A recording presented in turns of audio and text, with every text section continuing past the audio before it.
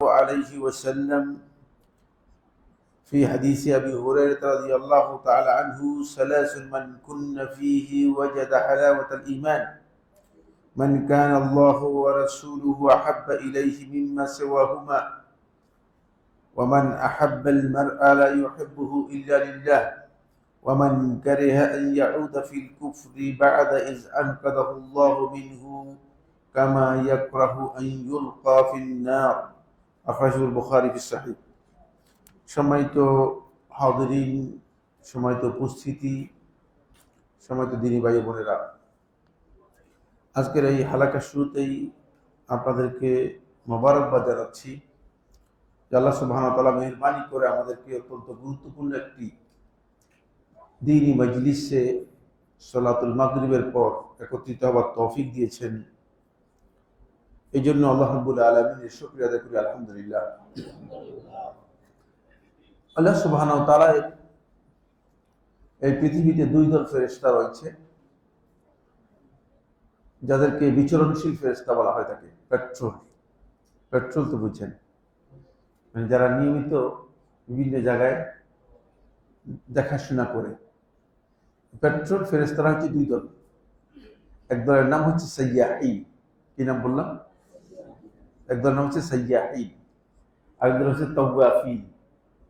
এক দলের নাম হচ্ছে সাইয়াহিন, আরেক দল হচ্ছে কি? তাওয়াফিন। ইন্না লিল্লাহি মালাইকাতান সাইয়াহিনা ফিল আরদ।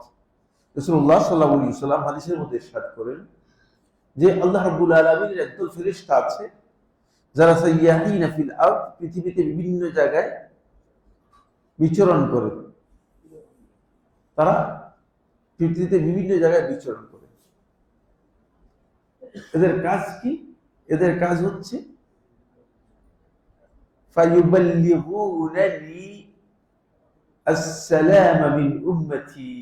আমার উম্মতের পক্ষ থেকে যখন উম্মতের কোন একজন ব্যক্তি আমার উপর সালাম পেশ করে, তখন ওই ফেরেশতা ওই সালামটুকু আমার কাছে পৌঁছিয়ে দেয়। সুবহানাল্লাহ।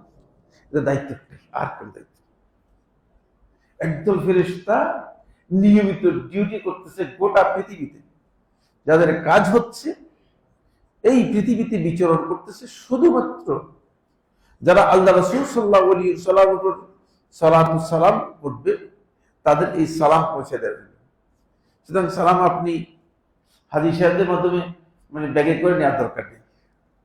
ফেরেশতাই আছে অলরেডি, আল্লাহর পক্ষ থেকে একদল ফেরেশতাই আছে যারা এই দায়িত্ব পালন করতেছে যে আপনার সালাম পৌঁছে দিবে। তারা শুধু এটা তাদের দায়িত্ব। কয় দল ফেরেশতা বলছিলাম? দুই দল।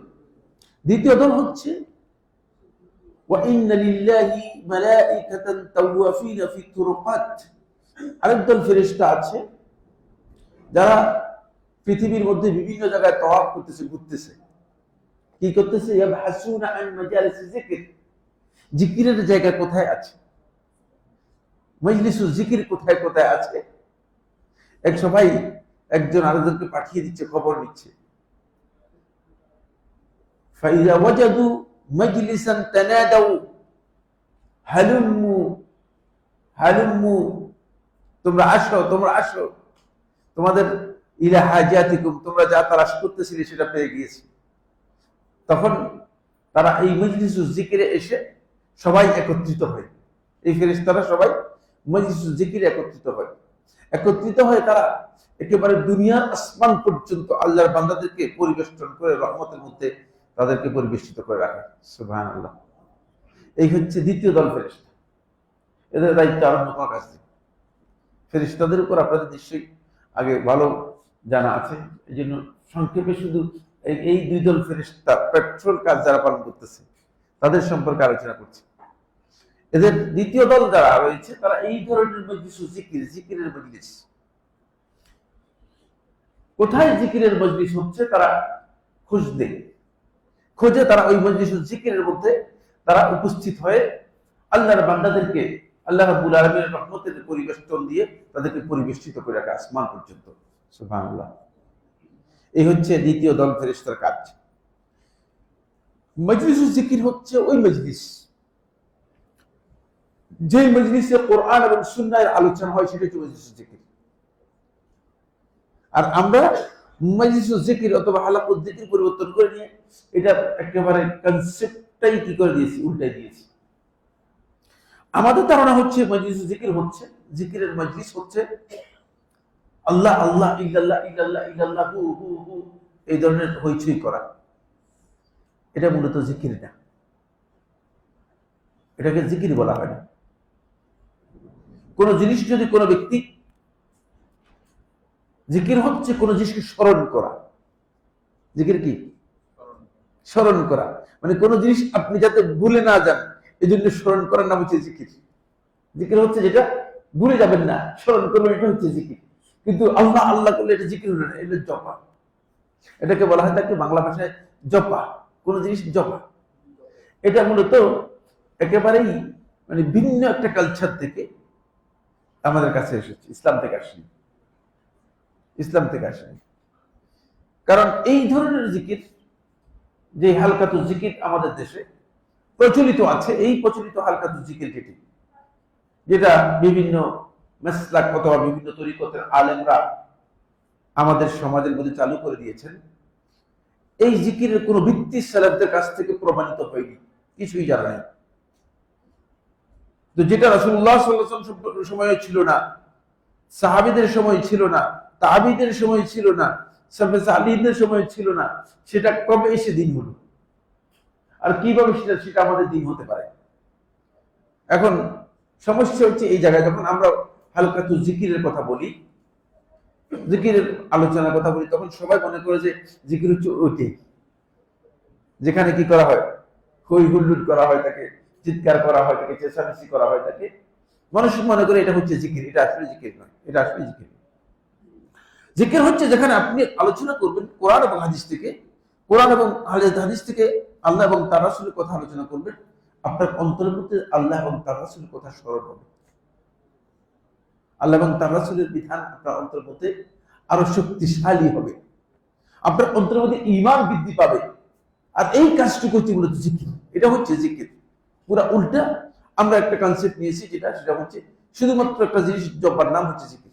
না, এটা মোটেও শুদ্ধ নয়, এই বক্তব্য শুদ্ধ নয়। এই কারণে শেখুল ইসলাম ইবনুল কাইয়্যিম রাহমাতুল্লাহ বলেছেন, যদি জিকির হতে হয় এর জন্য 4টি মৌলিক শর্ত রয়েছে, অন্যথায় জিকিরই হবে না। 4টি মৌলিক শর্ত হলে জিকির হবে, অন্যটা কি হবে না, জিকিরই হবে না। সুতরাং এই শর্তগুলো যেখানে নেই সেটা আসলে জিকির না, সেটা শুধু মনে যেন হু হু হু, এটা জিকির হবে কিভাবে বলেন? এটা কি অর্থবোধক কোনো কিছু কিনা? কিছু। এই যে মানে মূল কথা হচ্ছে যেটা, সেটা হলো মানে এই যে আমাদের মধ্যে যে বিশাল বিভ্রান্তি আছে, এই বিভ্রান্তি থেকে বেরিয়ে আসতে হবে। তো আল্লাহ তাআলার কাছে প্রথমেই শুকরিয়া, আল্লাহ রাব্বুল আলামিনের আলহামদুলিল্লাহ, যে আল্লাহ সুবহানাহু ওয়া তাআলা আমাদেরকে মাগরিবের সালাতের পরে একটা গুরুত্বপূর্ণ মজলিসুল জিকিরে একত্রিত হওয়ার তৌফিক দিয়েছেন, আমরা বসতে পেরেছি, এই জন্য আল্লাহ তাআলার শুকরিয়া আদায় করি, আলহামদুলিল্লাহ। আপনারা জানেন যে আমি অত্যন্ত গুরুত্বপূর্ণ একটি টপিক নিয়ে, গুরুত্বপূর্ণ একটা বিষয় নিয়ে আলোচনা শুরু করেছি, কিন্তু মাঝখানে লম্বা টাইম গ্যাপ হয়ে গিয়েছে। তো এই ধরনের ধারাবাহিক আলোচনা আসলে মানে পরপর না হলে তাহলে এর যে ধারাবাহিকতা আছে সেটা কি হয়ে যায়, সেটা বিচ্ছিন্ন হয়ে যায়। ফলে যে জিনিসটুকু ব্যাহত হয় সেটা হলো আগের আলোচনার সাথে পরের আলোচনাকে আবার কম্বাইন করে, যুক্ত করা। এটা একটা কঠিন কাজ হয়ে যায়, এটা কঠিন কাজ হয়ে যায়। কিন্তু যতই কঠিন হোক আমরা চেষ্টা করব আমাদের ওই আলোচনার সাথে, আগে যে আলোচনা করেছি সেই আলোচনার সাথে এই আলোচনাকে যুক্ত করে তারপরে আমরা কি করব, আমাদের আলোচনা শুরু করব। এবং আমরা চেষ্টা করবো ইনশাআল্লাহ তাআলা, এটা অত্যন্ত মৌলিক একটি বিষয়। মানুষ সর্বপ্রথম যে জ্ঞান অর্জন করতে হবে, যে জ্ঞান অর্জন করা প্রত্যেকটি ব্যক্তির উপর ফরজে আইন, যে জ্ঞান ছাড়া কোনো ব্যক্তি ইমানদারি হতে পারবে না, যে জ্ঞান ছাড়া কি হতে পারে না, কোনো ব্যক্তি ইমানদারি হতে পারবে না, সেটা হচ্ছে লা ইলাহা ইল্লাল্লাহ, কালিমাতুত তাওহীদের জ্ঞান অর্জন করা। এজন্য আল্লাহ রাব্বুল আলামিন বলেন, ফাআলাম আন্নাহু লা ইলাহা ইল্লাল্লাহ ওয়াস্তাগফির লিযানবিকা। আল্লাহ তাআলা স্পষ্ট করে বলেছেন যে ফাআলাম, আপনি জানুন, জ্ঞান অর্জন করুন কোন বিষয়ে, লা ইলাহা ইল্লাল্লাহ সম্পর্কে। লা ইলাহা ইল্লাল্লাহ এই জ্ঞান অর্জন করাটা ফরজ, যেহেতু আল্লাহ সুবহানাহু ওয়া তাআলা আমাদেরকে নির্দেশ দিয়েছেন এখন আমরা যদি মৌলিক এই জ্ঞানটুকু অর্জন করতে না পারি, যেটা আমাদের জন্য ফরজ আইন, তাহলে দুনিয়ার অন্য যত জ্ঞান আছে সেগুলো আমাদের জন্য বাহুল্য, অতিরিক্ত। আপনারা বলবেন যে আমরা এখন কি এই সময় এই জ্ঞান অর্জন করতে পারবো কিনা? না পারার কোনো কারণই নেই, না পারার কোনো কারণই নেই। কারণ দ্বীনের এমন কোনো বিষয় নেই, এমন কোনো আলোচনা নেই যেটা দ্বীনের একজন মানুষের জন্য কষ্টের কারণ হয়ে যেতে পারে। কষ্টের কি হতে পারে? কারণ হতে পারে। এই জন্য আমাদেরকে প্রথম যে বিষয়টি, কালিমাতুত তাওহীদের জ্ঞান যদি আমরা অর্জন করতে না পারি, তাহলে আমরা ঈমানটাই আমাদের মজবুত হবে না, ঈমানের মধ্যেই সমস্যা থেকে যাবে। যে ব্যক্তির ঈমানের মধ্যে দুর্বলতা থাকবে, শয়তান যে কোনো সময় তাকে কি করতে পারে? মিসগাইড করতে পারে, যে কোনো সময় শয়তান তাকে পথভ্রষ্ট করতে পারে। গত আলোচনায় আমরা যে বিষয়টি আপনাদের সামনে আলোচনা করেছি, যে কোনো একজন কি আমাকে স্মরণ করে দিতে পারবেন কোন বিষয়ে আলোচনা চলছিল গত আলোচনা? কে বলতে পারবেন? আমরা যে গত দার্সে এখানে আলোচনা করেছিলাম, কোন বিষয় সম্পর্কে আলোচনা করেছিলাম? একজনের মানে আপনার একজন উপস্থিত ছিলেন না? ছিলেন একজন, কেউ উপস্থিত ছিলেন? কেউ আছেন না? উপস্থিত ছিলেন? হ্যাঁ, রমাদানে আলোচনা হয়নি, রমাদানে আলোচনা হয়নি। রমাদানে তো আমাদের ইফতারের প্রোগ্রাম হয়েছে। হ্যাঁ, রমাদানে আলোচনা হয়নি। রমাদানের মনে মানে আগের মাসেই আলোচনা হয়েছে। আমরা যেই আলোচনা করতেছিলাম সেটা হচ্ছে কালিমাতুত তাওহীদ লা ইলাহা ইল্লাল্লাহ এর ফজিলতের উপর আলোচনা করেছিলাম। এর ফজিলত সম্পর্কিত গুরুত্বপূর্ণ অনেকগুলো কথা আলোচনা করেছি, একটি দুটি না, অনেকগুলো কথা আলোচনা করেছি। এবং আপনাদের কাছে রেকর্ড আছে, এই রেকর্ড তো মানে এখানে সংরক্ষণ হয়, ঠিক না? রেকর্ড আছে, রেকর্ড থেকে আপনারা সেটা উপকৃত হতে পারবেন। এবং এটি খুবই গুরুত্বপূর্ণ পয়েন্ট। সে যে কালিমাতুত তাওহীদ লা ইলাহা ইল্লাল্লাহ সম্পর্কে যদি, ফজিলত সম্পর্কে আমরা যদি না জানি, তাহলে তো আমরা এটাকে যেভাবে গুরুত্ব দিয়ে জানা দরকার সেভাবে আমরা গুরুত্ব দিয়ে জানতে পারবো না। এজন্য সেইখানে আমরা আলোচনা করেছি, এর ফজিলত সম্পর্কে আমরা আলোচনা করেছি। এই কালেমার ফজিলতের পাশাপাশি এই কালেমার মৌলিক গুরুত্বের উপর কয়েকটি কথা আলোচনা করব। তারপর আমরা যাব যে এই কালেমার অর্থ নিয়ে যে আলোচনা করার কথা ছিল, আমি ওই দার্সের শেষ কথা বলেছি যে আমরা আগামী দার্সে কালিমাতুত তাওহীদের অর্থ নিয়ে আলোচনা করব। আপনাদের উপস্থিত যারা ছিলেন খেয়াল থাকার কথা যে কালিমাতুত তাওহীদের অর্থ নিয়ে আমরা আলোচনা করব। আজকের আলোচনায় আমরা ইনশাআল্লাহ তাআলা যেটা আলোচনা করব সেটা হচ্ছে কালিমাতুত তাওহীদ অথবা কালিমা তাইয়্যিবা।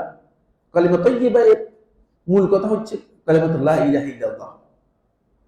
যদিও আমাদের সমাজের মানুষের কাছে লা ইলাহা ইল্লাল্লাহ মুহাম্মাদুর রাসূলুল্লাহ পুরোটাই হচ্ছে কালিমা তাইয়্যিবা। যখন কালিমা তাইয়্যিবা শিক্ষা দেয় তখন বলে যে লা ইলাহা ইল্লাল্লাহ মুহাম্মাদুর রাসূলুল্লাহ, না, এটা হচ্ছে শাহাদাতাইন। এটা হলো কি? শাহাদাতাইন। তাওহীদের সাথে খুব ভালো করে জানতে হবে, খুব ইম্পর্টেন্ট বিষয়। মিসগাইড হয়েছি আমরা এই জায়গায়। তাওহীদের সাথে মুহাম্মদ রাসূলুল্লাহ সাল্লাল্লাহু আলাইহি ওয়াসাল্লামের কোনো পাঠ নেই, তিনি রাসূল। সুতরাং আল্লাহ রাব্বুল আলামিনের তাওহীদের সাথে তার সামান্যতম কোনো পাঠ নেই। তিনি মাখলুক। মাখলুকের অর্থ এই মনে করবেন না যে তিনি মানে আমাদের মতো বা তুচ্ছ, এই কথা বুঝাচ্ছি না, নাউযুবিল্লাহি মিন যালিক। তিনি মাখলুক হলেও তিনি আল্লাহর এই সৃষ্টি জগতের মধ্যে আদম সন্তানদের মধ্যে সবচেয়ে শ্রেষ্ঠ, এটা আপনাকে জানতে হবে।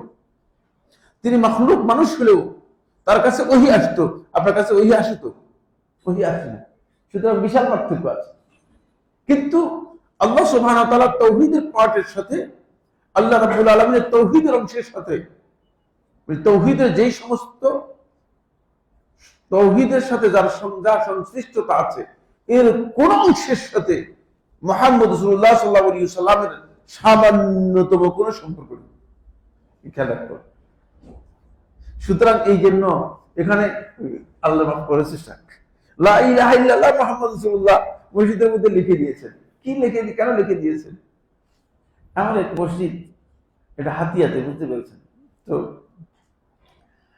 আমি তাদেরকে বলি তারা নিজেরাই ইচ্ছা করে এটা কিনতে পাওয়া যায়, লা ইলাহা ইল্লাল্লাহ মুহাম্মাদুর রাসূলুল্লাহ কিনতে পাওয়া যায়। এটা মানে মানে আমার মসজিদের মধ্যে মানে এটা লাগিয়ে দিয়েছে। সে আমাদের লোকেরা সেখানে যে কাজ করে সে বলল যে শেখ ওনারা তো এই কাজ করে ফেলছে। আপনি কি বলতেছে? তাড়াতাড়ি করে এটা ভাঙে। এখন এটা ভাঙা তো বিশাল সমস্যা। মানুষ তো চতুর্দিক থেকে এসে বলে কি মানে কালিমা মানে ভেঙে ফেলতেছে। কি বলতেছে? মানে কি দুশ্মন আল্লাহ বলে তার দুশ্মন কি বলতেছে? আমার কাছে টেলিফোন করছে যে বলতেছে এটা সম্ভব নয় ভাঙ্গা, সম্ভব নয়, ভেঙে ফেলে। আমি বলছি ভেঙে ফেলতে, আমার মসজিদের মধ্যে আমি এটা লাগাতে দিব না, দেবই না, ভেঙে ফেললেন। বলছে মানুষ তো প্রচুর হইচই করতেছে, আমাকে হইচই করলে আমি আসলে তো আমার সাথে কথা বলতে বলবো, আমি আসলে আমার সাথে কথা বলতে বলবো। মানুষ পরবর্তীতে আমি যখন গিয়েছি লোকদের প্রথম কথা হচ্ছে যে এটা কেন ভাঙ্গা হয়েছে। বুঝতে পেরেছেন? আবেগের একটা জাতি, বুঝলেন না? কথায় কথায় মিছিল আর স্লোগান ছাড়া কিচ্ছু বুঝে না, মিছিল আর স্লোগান ছাড়া কিচ্ছু বুঝে না, কোনো কিছুই বুঝে না, এমন একটা অবস্থা। এই যে লা ইলাহা ইল্লাল্লাহ মুহাম্মাদুর রাসূলুল্লাহ, এটা 1988 সালে আমি আমাদের শেখুল হাদিস মাদ্রাসার, তিনি এখনো জীবিত আছেন, নাম বললাম না, তো তিনি সহ আমরা একটা গ্রুপ, আলী আকবর রেজভির নাম শুনেছেন আপনারা, বেরলুবিদের একজন অত্যন্ত কট্টরপন্থী অপবিত্র ব্যক্তি ছিল, বুঝলেন? ইসলামের অনেক বড় দুশমন, অনেক বড় জালিম ছিল। আলী আকবর রেজভির নাম শুনেনি? একজন শুনেনি? আলী আকবর রেজভি, হ্যাঁ হ্যাঁ, কট্টরপন্থী তার একটা গ্রুপই আছে, খানকায় রেজভিয়া, এখন মানে এই নামে কুমিল্লাতে, চাঁদপুরে, বিভিন্ন জায়গায় ওদের একটা খানকাই আছে, বুঝলেন না? তো এই আলী আকবর রেজভি, তার সাথে আমরা মানে একটা বহসের মধ্যে মানে উপস্থিত, বহসের জন্য গেলাম। তখন তার এই বক্তব্য হচ্ছে এই যে আপনার কালেমা তাইয়্যিবা কি স্বীকার করেন কিনা? আপনি কি বলবেন আমি অস্বীকার করি না? বলেন, বলবেন, অবশ্যই স্বীকার করবেন, ঠিক না? তার বক্তব্য হচ্ছে যে আপনি কি কালেমা তাইয়্যিবা কি স্বীকার করেন কিনা? আপনারা যারা আসছেন আপনার কালেমা তাইয়্যিবা কি স্বীকার করেন কিনা? স্বাভাবিক কথা হচ্ছে কালেমা তাইয়্যিবাকে আমরা স্বীকার করি। তো যদি কালেমা তাইয়্যিবাকে স্বীকার করেন, তাহলে কালেমা তাইয়্যিবাকে আপনি ইয়ে করেন, লা ইলাহা ইল্লাল্লাহ মুহাম্মাদুর রাসূলুল্লাহ, ওই বুঝবে, এটাকে তারকিব করেন। বুঝতে পেরেছো কি বিপদ? মানে লা ইলাহা ইল্লাল্লাহ, আল্লাহ তাআলা ছাড়া আর সত্যিকার কোনো ইলাহ নেই, ঠিক আছে? মুহাম্মাদুর রাসূলুল্লাহ, আল্লাহই ইচ্ছেন মুহাম্মদ রাসূল, অর্থ এই দাঁড়াবে। হয়তো বদল হবে, বদলে কুল হোক, বদলে ইস্তেমাল হোক, বদলে বাস হোক, যেটাই হোক বদল তো হবে, ঠিক না? যদি বদল হয় তাহলে এই অর্থ হবে। অথবা মানে ইল্লাল্লাহ মুহাম্মদ রাসূল থেকে, আল্লাহ শব্দ থেকে মুহাম্মদ রাসূল কি হচ্ছেন আত্মবায়ান হবে। কোন অবস্থাতেই অন্য কোন অর্থ করার কোন সুযোগ নেই। এটাই অর্থ দাঁড়াবে যে আল্লাহ তাআলা ছাড়া আর কোন ইলাহ নেই, আর মুহাম্মদ সাল্লাল্লাহু আলাইহি ওয়াসাল্লাম আল্লাহ। সে বলতেছে এটাই এটাই হচ্ছে তাওহীদ। অর্থ করে দেন আপনি, আরবি ভাষার ব্যাকরণ অনুযায়ী অর্থ করে দেন, আরবি ভাষার ব্যাকরণ অনুযায়ী আপনি অর্থ করে দেন। যদি আপনি মনে করেন যে আপনি কালিমাতুত তাওহীদ কি অথবা কালিমাতুত তাইয়্যিবাকে আপনি স্বীকার করেন, তাহলে আপনি আরবি ভাষার ব্যাকরণ অনুযায়ী অর্থ করে দেন। বুঝতে পেরেছেন? এটা জটিল মানে জটিল মাসআলা নিয়ে এসেছে। তখন আমরা বললাম যে এই যে দুটি কালেমা, এই কালেমা, এইখানে দুটি কালেমা, এটা একটি কালেমা নয়, এবং ফসলে তাম হওয়ার কারণে এখানে আতফ জায়েজ নেই। কারণ যদি বলা হয় লা ইলাহা ইল্লাল্লাহ মুহাম্মাদুর রাসূলুল্লাহ, তাহলে কিন্তু আতফ বায়ান হয়ে যাবে, অথবা আতফ হয়ে যাবে আল্লাহর উপর। আল্লাহর উপর আতফ হয়ে গেলে আরবি ভাষার গ্রামার অনুযায়ী তাহলে মুহাম্মদ সাল্লাল্লাহু আলাইহি ওয়াসাল্লাম আল্লাহর সাথে যুক্ত হয়ে যাবেন। আমরা বলবেন এটা ফসলে তাম হওয়ার কারণে এখানে আতফ হয় নাই, এখানে কি হয় নাই, ওয়াসল হয় নাই। বুঝেই ইচ্ছাকৃতই বুঝে নেই, ইচ্ছাকৃতই কি বুঝে নেই, বুঝার চেষ্টা করে নেই। তার কারণ হচ্ছে এই দুটি কালেমা একসাথে মূলত আরবি ভাষায় কোথাও ব্যবহৃত হয় না,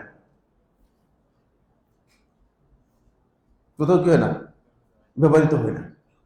যদি ব্যবহৃত হয় তাহলে হবে আশহাদু আল্লা ইলাহা ইল্লাল্লাহ ওয়া আশহাদু আন্না মুহাম্মাদান রাসূলুল্লাহ, শাহাদাত হিসেবে ব্যবহৃত। আর ওই শাহাদাত থেকে এটাকে আরবি ভাষায় নাহাত বলা হয় থাকে। নাহাত হচ্ছে কোন একটা জিনিসকে কাট করে ছোট করে ব্যবহার করা, বুঝতে পেরেছেন? এটাকে আরবি ভাষায় নাহাত বলা হয়, কিছু অংশ কাট করে তারপরে ছোট করে ব্যবহার করা।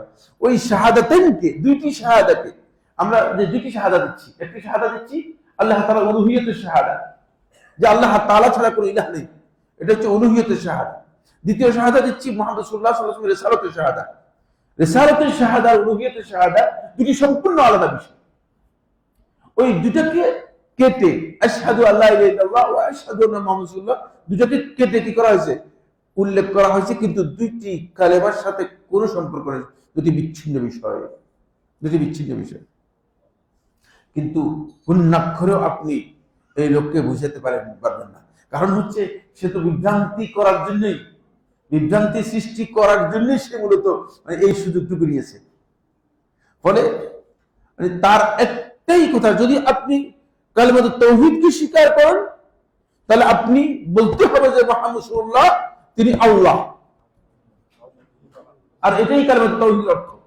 আর যদি বলেন যে আপনি কালিমাতুত তাওহীদ কালিমাতুত ইবাকে স্বীকার করেন না, আপনি কাফের, একবার ডাইরেক্ট ইবাকে বলতেছে আপনি কাফের। আসলে তো কালিমাতুত তাওহীদকে স্বীকার না করলে তো কাফের, তো এই ব্যাপারে দ্বিমত আমারও নেই, এই ব্যাপারে আমারও দ্বিমত নেই, বুঝতে পেরেছেন? কিন্তু বিষয়টা এই জায়গায়, যেমন তাবলীগ ওয়ালাদেরকে কন্ডেম করতেছে এইভাবে, তখনকার সময় তাবলীগের সাথে মুনাজারা করতে বসে তাবলীগ ওয়ালাদেরকে বলছে যে ইসলামের উসুল কয়টি, তো তাবলীগ ওয়ালা বলছে ইসলামের উসুল 5টি। ওটা আপনার তাবলীগের উসুল কয়টি, বলেছে 6টি। তারপরে কি কাফের না মুসলিম?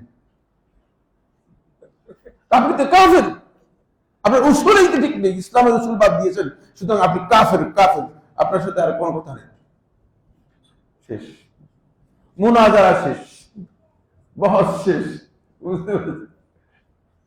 এখন আপনি যদি কালেমাতুত তাওহীদকে স্বীকার করেন, যেটা কালেমা তাইয়্যিবা হবে, এটাকে যদি স্বীকার করেন, তাহলে আপনাকে বলতে হবে যে কালেমাতুত তাইয়্যিবা আসলে কি জিনিস।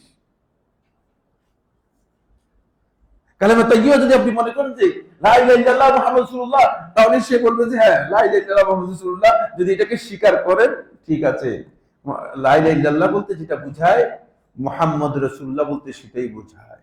নাউযুবিল্লাহি মিন যালিক। এ কত বড় বলি বিভ্রান্ত। এবং এটা সাধারণ পাবলিক যারা আছে, সাধারণ পাবলিকদেরকে বুঝিয়ে দিয়ে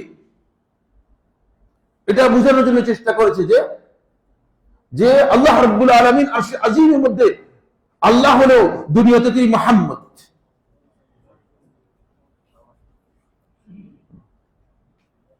তিনি মানে আল্লাহ তাআলা দুনিয়াতে তিনি আকার ধারণ করে আসছেন। এই জন্য আপনারা একটা শব্দ শুনবেন, বেরলভী, তরিকতপন্থী, কবর পূজারী, মাজার পূজারী, রেজবি, তারপরে এই জাতীয় যে সমস্ত পথভ্রষ্ট বিভ্রান্ত গ্রুপ আছে তাদের কাছ থেকে শুনবেন একটা শব্দ, বেশিরভাগ তারা এই কথা বলে থাকে, সেটা হচ্ছে এই নূরে মুজাসসাম। শুনছেন কিনা এই কথাটা?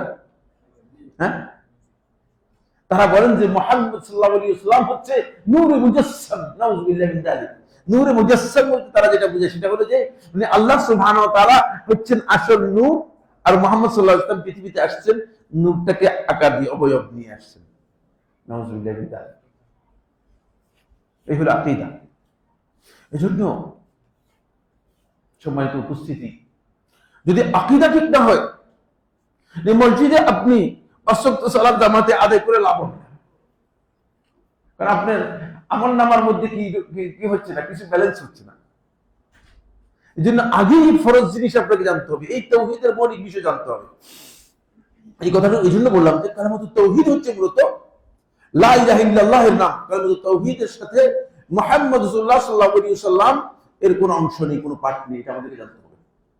আর লা ইলাহা ইল্লাল্লাহ মুহাম্মদ রাসূলুল্লাহ এই দুটি পার্ট একসাথে মিলিয়ে এটা হচ্ছে শাহাদাতাইন, দুটি শাহাদা, এটা দুটি শাহাদা। এবং এই দুটি কালেমাকে একসাথে উল্লেখ করা হয়েছে ফসলে থামের জন্য। এটা আরবি ভাষায় ব্যবহৃত হয়ে থাকে। বালাগাতের কায়দা যারা পড়েছেন, দুরুসুল বালাগার মধ্যে দেখবেন ফসলে তাম সম্পর্কে বিস্তারিত আলোচনা রয়েছে।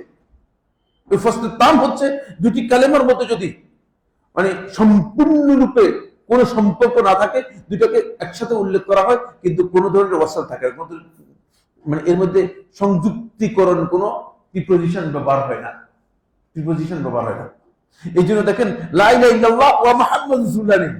আপনারা তো বুঝছেন ওয়া হচ্ছে প্রিপোজিশন, ওয়া মানে এবং, ওয়া মানে কি এবং বা ও, ওয়া এবং বা ও। কিন্তু এখানে দুইটি কালেমা, লা ইলাহা ইল্লাল্লাহ একটি পরিপূর্ণ কালেমা, কমপ্লিট সেন্টেন্স, কমপ্লিট সেন্টেন্স। মুহাম্মদ রাসূলুল্লাহ কমপ্লিট সেন্টেন্স, মানে সাবজেক্ট প্রেডিকেট মিলিয়ে মুহাম্মদ রাসূলুল্লাহ একটা কমপ্লিট সেন্টেন্স। লা ইলাহা ইল্লাল্লাহ সাবজেক্ট প্রেডিকেট নিয়ে একটা কমপ্লিট সেন্টেন্স। তো দুইয়ের মাঝখানে কোন ধরনের প্রিপোজিশন নেই। কেন না থাকার কারণ হচ্ছে দুটি সম্পূর্ণ আলাদা জিনিস, এই জন্য প্রিপোজিশন যুক্ত করা হয়নি। এখন প্রিপোজিশন যদি যুক্ত হয়, যদি ওয়াও দিয়ে প্রিপোজিশন যুক্ত করেন, তাহলে ওই আগের কালেমার সাথে মানে ওই আল্লাহ শব্দের সাথে ওয়াও যুক্ত হয়, মানে এই কথা অর্থ দিবে যে আল্লাহ তাআলা এবং মুহাম্মদ সাল্লাল্লাহু আলাইহি ওয়াসাল্লাম ছাড়া আর কোনো ইলাহ নেই। নাউযুবিল্লাহ মিন যালিক। অর্থ ঠিক হয়েছে তো না? তাহলে অর্থটা কি হয়ে গেল?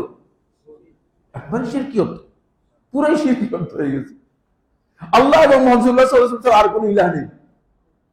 নাউযুবিল্লাহ মিন যালিক। দেখছেন ভয়ঙ্কর কথা। আর যদি আপনি দুটাকে একই সেন্টেন্স মনে করে থাকেন, আরবি ভাষার গ্রামার অনুযায়ী দুটাকে যদি একই সেন্টেন্স মনে করে লা ইলাহা ইল্লাল্লাহ মুহাম্মাদুর রাসূলুল্লাহ, তাহলে এর অর্থ দাঁড়াবে এই যে মানে আল্লাহ তাআলা ছাড়া কোনো ইলাহ নেই, মুহাম্মদ সাল্লাল্লাহু আলাইহি ওয়াসাল্লাম আল্লাহ। এটাও সম্পূর্ণ শিরকি এবং কুফরি বক্তব্য। এটা আসলে এই বক্তব্যের মধ্যে বলতে এটা নাই, কিন্তু ওই জালিম জাহিল যারা আছে এই বক্তব্যের মধ্যে মূলত এটা নেই, হাকিকত আসলে এটা নেই। কিন্তু ওই জালিম জাহিলরা ইচ্ছাকৃতভাবে এটা বের করেছে। কেন বের করেছে? তাদের আকীদাকে এস্টাবলিশ করার জন্য। আর তাদের আকীদাকে এস্টাবলিশ করার পদ্ধতি হচ্ছে এই, তারা আপনাকে আমাকে বুঝাচ্ছে, সাধারণ পাবলিককে বুঝাবে, দেখেন এরা মুসলিমই না, কালেমা তাইয়্যিবাকে স্বীকার করে না। সোজা কথা আপনাকে বলতেন, মুসলিমদের গণ্ডি থেকে বের করে দিবি যখন আপনি বলবেন যে না আমি মানে লা ইলাহা ইল্লাল্লাহ ছাড়া মুহাম্মদ রাসূলুল্লাহকে কালেমা তাইয়্যিবা মনে করি না, তাহলে লোকেরা বলবে যে না এই লোকটা মুসলিম না। জাহিল লোকেরা এটাই বলবে, ঠিক না? কারণ জন্ম থেকে যে ব্যক্তি জানে যে কালেমা তাইয়্যিবা হচ্ছে কি লা ইলাহা ইল্লাল্লাহ মুহাম্মদ রাসূলুল্লাহ। এমনকি আপনি বাংলাদেশের দেওবন্দি মজলিসগুলোতে দেখেন, দেওবন্দি হারাকাগুলো দেখেন, দেওবন্দি যে সমস্ত ওয়াজ মাহফিলগুলো আছে সেগুলোতে দেখেন, সব জায়গায় আপনি দেখবেন যে তারা জিকির করতেছে লা ইলাহা ইল্লাল্লাহ লা ইলাহা ইল্লাল্লাহ লা ইলাহা ইল্লাল্লাহ, আর কত কম করে বলে লা ইলাহা ইল্লাল্লাহ মুহাম্মাদুর রাসূলুল্লাহ। আছে কি নাই? আছে কি নেই? মুহাম্মদ সাল্লাল্লাহু আলাইহি ওয়াসাল্লাম জিকিরের কোনো পাঠ নেই। নাউযুবিল্লাহ মিন যালিক। প্রশ্নই আসে না যে আল্লাহ রাব্বুল আলামিনের জিকিরের সাথে তাহলিলের সাথে মুহাম্মদ সাল্লাল্লাহু আলাইহি ওয়াসাল্লাম জিকির করবেন, কোথাও আসেনি। তাহলে আপনি কি মুহাম্মদ সাল্লাল্লাহু আলাইহি ওয়াসাল্লাম ইবাদত করতেছেন? নাউযুবিল্লাহ। পুরোটাই গলদ, দেখছেন? পুরোটাই গলদ।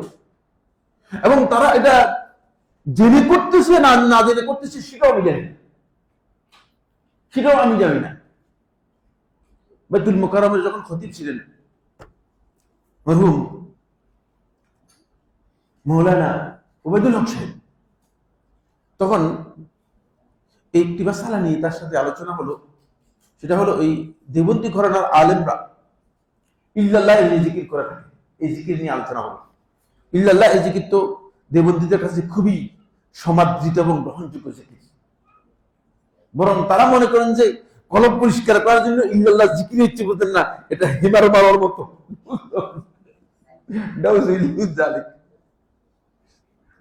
জাহিল কাকে বলে, নির্বোধ কাকে বলে? তারা মনে করছে যে ইল্লাল্লাহ জিকির হচ্ছে মানে একেবারে আপনি মানে কলবের মধ্যে হিমার মেরে দিচ্ছেন, কিচ্ছু না, ফালতু কথা। ফলে তারা কলব পরিষ্কার করে ইল্লাল্লাহ জিকির। তখন তার সাথে যখন আলোচনা করা হলো, প্রশ্ন থাকলে লিখে দিন, প্রশ্ন পরে আলোচনা শেষে আমি ভুলে যাবো আমার কথা। তার সাথে যখন আলোচনা করা হলো, তখন তিনি বলেন যে ইল্লাল্লাহ জিকির না যাওয়ার কারণ কি। তিনি তখনকার সময় তাদের কাছে সমাদৃত আলেম ছিল, দেবন্দী ঘরানার সমাদৃত আলেম তিনি দেখতেছিলেন। কিন্তু আমিও 2 দিন তার কাছে পড়েছি। আমি সহিহ বুখারী পড়েছি 2য় খণ্ড, সহিহ বুখারী 2য় খণ্ড কিতাবুল মাগাজির মধ্যে, বুঝছো, 2 দিন আমি পড়েছি, 2 দিন না 3 দিন পড়েছি। কিন্তু আমার কাছে খুব বেশি জানা আছে বলে মনে হয়নি। এটা আমার ব্যক্তিগত ত্রুটি হতে পারে, এটা আমি স্বীকার করে নিচ্ছি, হয়তো আমি বুঝতে পারিনি আর কি। অনেক বড় আলেম তারা দাবি করে, কিন্তু আমার কাছে মনে হয়নি। যাই হোক, সে বিষয়ে আমি আলোচনা করছি না। কিন্তু যেটা আমি আলোচনা করছি সেটা হচ্ছে এই যে তখন তিনি বললেন যে হ্যাঁ, এটা নাজায়েজ হওয়ার কারণ কি? ইল্লাল্লাহ তো একটা অর্থ দিই, কি অর্থ দেয়? যদি তখন যিনি প্রশ্ন করলেন তিনি বললেন, যদি ইল্লাল্লাহ দিয়ে জিকির জায়েজ হয়, তাহলে লা ইলাহার জিকির জায়েজ হবে। আপনি কি সেটা স্বীকার করবেন কিনা? বুঝে না? বলে ইল্লাল্লাহ যদি পরিপূর্ণ অর্থ দিয়ে থাকে, তাহলে ইল্লাল্লাহ দিয়ে যদি জিকির জায়েজ হয়, লা ইলাহা এই জিকির জায়েজ হবে। কারণ দ্বিতীয় অংশ যদি জিকির জায়েজ হয়, প্রথম অংশ জিকির জায়েজ হবে। তাহলে আপনার প্রথম অংশ জিকির করেন, লা ইলাহা জিকির করেন, তখন আর কিছু বলতে পারেনি। কারণ হচ্ছে আরবি গ্রামার অনুযায়ী লা ইলাহা মানে কোনো ইলাহই নেই। আপনি নাস্তিকই হয়ে যাচ্ছেন, বুঝলেন না? আপনি নাস্তিকই হয়ে যাচ্ছেন, মানে আপনি জিকির করতে কি শেষ পর্যন্ত কি হয়ে যাচ্ছেন? নাস্তিকই হয়ে যাচ্ছেন। আর ইল্লাল্লাহ দিয়ে আপনি কি করতেছেন? ইল্লাল্লাহ দিয়ে আপনি জিকির করতেছেন আল্লাহ না। ইল্লাল্লাহ মানে গায়রুল্লাহ, আল্লাহ ছাড়া অন্য কিছু। ইল্লাহ শব্দটা বিল ইজমা, এখানে বিল ইজমা সমস্ত আহলের কাছে ইল্লাহ শব্দটা ব্যবহার হচ্ছে গায়র অর্থে। এই গায়রুল্লাহ উনি গায়রুল্লাহ মানে কি? আল্লাহ ছাড়া অন্য কিছু, আল্লাহ ছাড়া অন্য কিছু মানে নাউযুবিল্লাহি মিন যালিক। আপনি যদি অর্থ করেন যে আল্লাহ ছাড়া অন্য কিছু কি, কার জিকির করতেছেন আল্লাহ ছাড়া, আউযুবিল্লাহ। চিন্তা করেন বিভ্রান্তির কোন পর্যায়ে পৌঁছে গিয়েছে। আর আপনাদেরকে আমাদেরকে মানে এগুলোকে সবাই কাজে লাগাচ্ছে, শয়তানের জন্য হাঁটতেছে। কারণ শয়তান তো খুশি, শয়তান তো এগুলো ভালো করে বুঝতেছে। শয়তান বুঝতেছে যে তোমাদেরকে আমার ইবাদত করানোর জন্য আমি যা কৌশল আবিষ্কার করেছি, তোমরা এর চেয়ে একটু আগাই গেছো, কারণ শয়তান পরিপূর্ণ কৌশল এর মধ্যে, শয়তানের কাজ লেগে গেছে, পুরোটা কাজ লেগে গেছে। কারণ আল্লাহর জিকির নাম দিয়ে তারা এমন জিকির করতেছে, বলতেছে গায়রুল্লাহ, মানে গায়রুল্লাহ কি জিকির করতেছেন আপনি? কে আপনাকে বলছে গায়রুল্লাহ জিকির করার জন্য? এখন বুঝাবেন কাকে? আদৌ কি বুঝাতে পারবেন? আপনি এখান থেকে মসজিদগুলোতে যান, বলেন ভাই আপনি কেন গায়রুল্লাহ জিকির করতেছেন? কিচ্ছু বুঝবে না, বুঝার চিন্তাও করবে না। কারণ তাদেরকে সারা জিন্দেগি এটা দাস দেওয়া হচ্ছে, তাদেরকে তালকিন দেওয়া হচ্ছে, তাদেরকে শিখানো হচ্ছে যে এগুলো হচ্ছে জিকির। অথচ এগুলোর সাথে জিকিরের কোনো সম্পর্ক নেই। যদি আপনি আল্লাহ রাব্বুল আলামিনের কালিমাত তাওহীদের জিকির করতে চান, ওই যে গত আলোচনায় যেগুলো বলেছি এটা জেনে নিতে হবে, খুব ইম্পর্টেন্ট। কিন্তু গত আলোচনায় এটা বিস্তারিত আলোচনা গিয়েছে, এই বিষয়ে বিস্তারিত আলোচনা গিয়েছে গত আলোচনায়, মানে এই পাঠের আগের পাঠের মধ্যে বিস্তারিত আলোচনা গিয়েছে। ওই সেগুলো হচ্ছে একমাত্র তাওহীদের জিকির, যেগুলোর ব্যাপারে সরাসরি আল্লাহর হাবিব সাল্লাল্লাহু আলাইহি ওয়াসাল্লাম অসংখ্য হাদিসের মধ্যে সুস্পষ্ট ফজিলতের কথা বর্ণনা করেছেন, সুস্পষ্ট ফজিলতের কথা বর্ণনা করেছেন। আর এর সবচেয়ে সংক্ষিপ্ত রূপ হচ্ছে লা ইলাহা ইল্লাল্লাহ। এটাই আসুন এখন যাব আমরা এই কালেমার যেই গুরুত্বের ব্যাপারে। 1 নম্বর পয়েন্ট হচ্ছে যেটি, সেটা হলো কালিমাতুত তাওহীদ হচ্ছে হিয়া কালিমাতুন কামাত বিহাল আরদু ওয়াস সামাওয়াত। এমন একটি কালেমা যেই কালেমার মাধ্যমেই মূলত, যে কালেমার কারণেই আল্লাহ রাব্বুল আলামিন এই আসমান সমূহ এবং এই জমিন সমূহ সবগুলোকে প্রতিষ্ঠিত রাখছেন। এই কালিমাত তাওহীদ যেদিন উঠে যাবে, সেদিন আর এই আসমান জমিন কিচ্ছু থাকবে না, সব শেষ হয়ে যাবে। তাকাদুস সামাওয়াতু ইয়াতাফাত্তারনা মিনহু ওয়া তানশাক্কুল জিবালু ওয়া তাখিরুল জিবালু হাদ্দা ওয়া তানশাক্কুল আরদু ওয়া তাখিরুল জিবালু হাদ্দা। সবকিছু সেদিন এই বিশাল আসমান সেটা টুকরা টুকরা হয়ে যাবে। ওয়া তানশাক্কুল আরদ, এই জমিন একেবারে খণ্ড বিখণ্ড হয়ে শেষ হয়ে যাবে। বিশাল বিশাল মহান মহান এই যে পাহাড় পর্বত যেগুলো আছে এগুলো টুকরা টুকরো হয়ে একেবারে বিচ্ছিন্ন হয়ে যাবে, সব শেষ হয়ে যাবে। এর টিকি আছে মূলত কালেমা তাওহীদ। এটাই এর ভারসাম্য রক্ষা করতেছে, এই হোল ইউনিভার্সের ভারসাম্য রক্ষা করতেছে এই কালেমা তাওহীদ। এই কালেমাটা, এর মর্যাদা এত বেশি, আল্লাহ তাআলার কাছে এর মর্যাদা এত বেশি যে এই বিশাল ইউনিভার্স দেখতে পাচ্ছেন, এই ইউনিভার্সকে মূলত সবটাকেই আল্লাহ রাব্বুল আলামিন যার উপর প্রতিষ্ঠা করেছেন সেটা হচ্ছে এই আল্লাহ তাআলার এই তাওহীদের কালিমা। এটা যতদিন থাকবে ততদিন পর্যন্ত এটা সব ঠিক থাকবে। আর যেদিন এই কালিমা তাওহীদ আল্লাহ রাব্বুল আলামিন কি করে দিবেন, উঠাই দিবেন, সেদিন শেষ, সেদিন আর কিছু নেই, সব শেষ হয়ে যাবে, পুরো মাখলুকাতের কিছুই থাকবে। এজন্য যতদিন পর্যন্ত আল্লাহ রাব্বুল আলামিনের তাওহীদের কালিমা মানুষ লা ইলাহা ইল্লাল্লাহ যতদিন পর্যন্ত বলবে, যতদিন পর্যন্ত এই ঘোষণা দিবে, ততদিন পর্যন্ত আসমান জমিন ভেঙে পড়ার চিন্তা করবেন না, ভেঙে পড়বে না। আসমান ভেঙে মানুষের গায়ে উপর আসে পড়বে না, এই অস্থিরতার কোনো কারণ নেই, কারণ এটা হচ্ছে একেবারে গ্যারান্টি দেয়া। এটা হলো প্রথম এর বিশাল বৈশিষ্ট্য। দুই নম্বর হচ্ছে এই কালিমার জন্যই মূলত আল্লাহ রাব্বুল আলামিন এই বিশাল মাখলুকাত যে আছে আল্লাহ তাআলা, এই মাখলুকাতকে আল্লাহ তাআলা সৃষ্টি করেছেন, কারণ এটা হচ্ছে মূল আল্লাহ তাআলা, এটার কারণেই সৃষ্টি করা হয়েছে। মাখলুকাতের সব মাখলুককে মূলত এই তাওহীদের উপর বুনিয়াদ করা হয়েছে, তাওহীদের উপর ভিত্তি করা হয়েছে। এই জন্যই আল্লাহ রাব্বুল আলামিন সৃষ্টি করেছেন। ফলে এই মাখলুকাতের মধ্যে যারা আল্লাহ রাব্বুল আলামিনের তাওহীদকে নষ্ট করেছে, তারা শুধুমাত্র আল্লাহ রাব্বুল আলামিনের তাওহীদ নষ্ট করার কারণে, তাদের কারণে এই পৃথিবীতে বিপর্যয়, আর কোনো কারণ নেই। শিরকের কারণে এই পৃথিবীতে বিপর্যয়। কারণ আল্লাহর এই জমিনের সবচেয়ে বড় নিয়ামত হচ্ছে আল্লাহ রাব্বুল আলামিনের তাওহীদ সম্পর্কে জানা, আর সবচেয়ে বড় জুলম হচ্ছে আল্লাহ রাব্বুল আলামিনের তাওহীদের বিপরীত শিরকের মধ্যে লিপ্ত হওয়া। যারা শিরক করতেছে, আল্লাহ রাব্বুল আলামিনের তাওহীদকে নষ্ট করতেছে, তারা আল্লাহ রাব্বুল আলামিনের সবচেয়ে বেশি ক্ষতি করতেছে এবং গোটা মাখলুকাতের উপর জুলুম করতেছে। তারা সবচেয়ে বড় জালিম। এই জন্য সবচেয়ে বড় জুলুম কেন? কারণ হচ্ছে আপনি গোটা মাখলুকাতের উপর জুলুম করতেছেন। একজন মুশরিক ব্যক্তি, যে ব্যক্তি আল্লাহ রাব্বুল আলামিনের সাথে শিরক করতেছে, সে এই শিরকের মাধ্যমে গোটা মাখলুকাতের উপর জুলুম করতেছে, নিজের উপর নয়, শুধু নিজের উপর নয়। কারণ এই মাখলুকাতটা পুরোটাই মূলত টিকে আছে এবং সৃষ্টি করা হয়েছে একমাত্র কালেমা তাওহীদের জন্য। এই কারণেই আল্লাহ সুবহানাহু ওয়া তাআলা সমস্ত নবী এবং রাসূলদেরকে প্রেরণ করেছেন, সমস্ত কিতাব অবতীর্ণ করেছেন।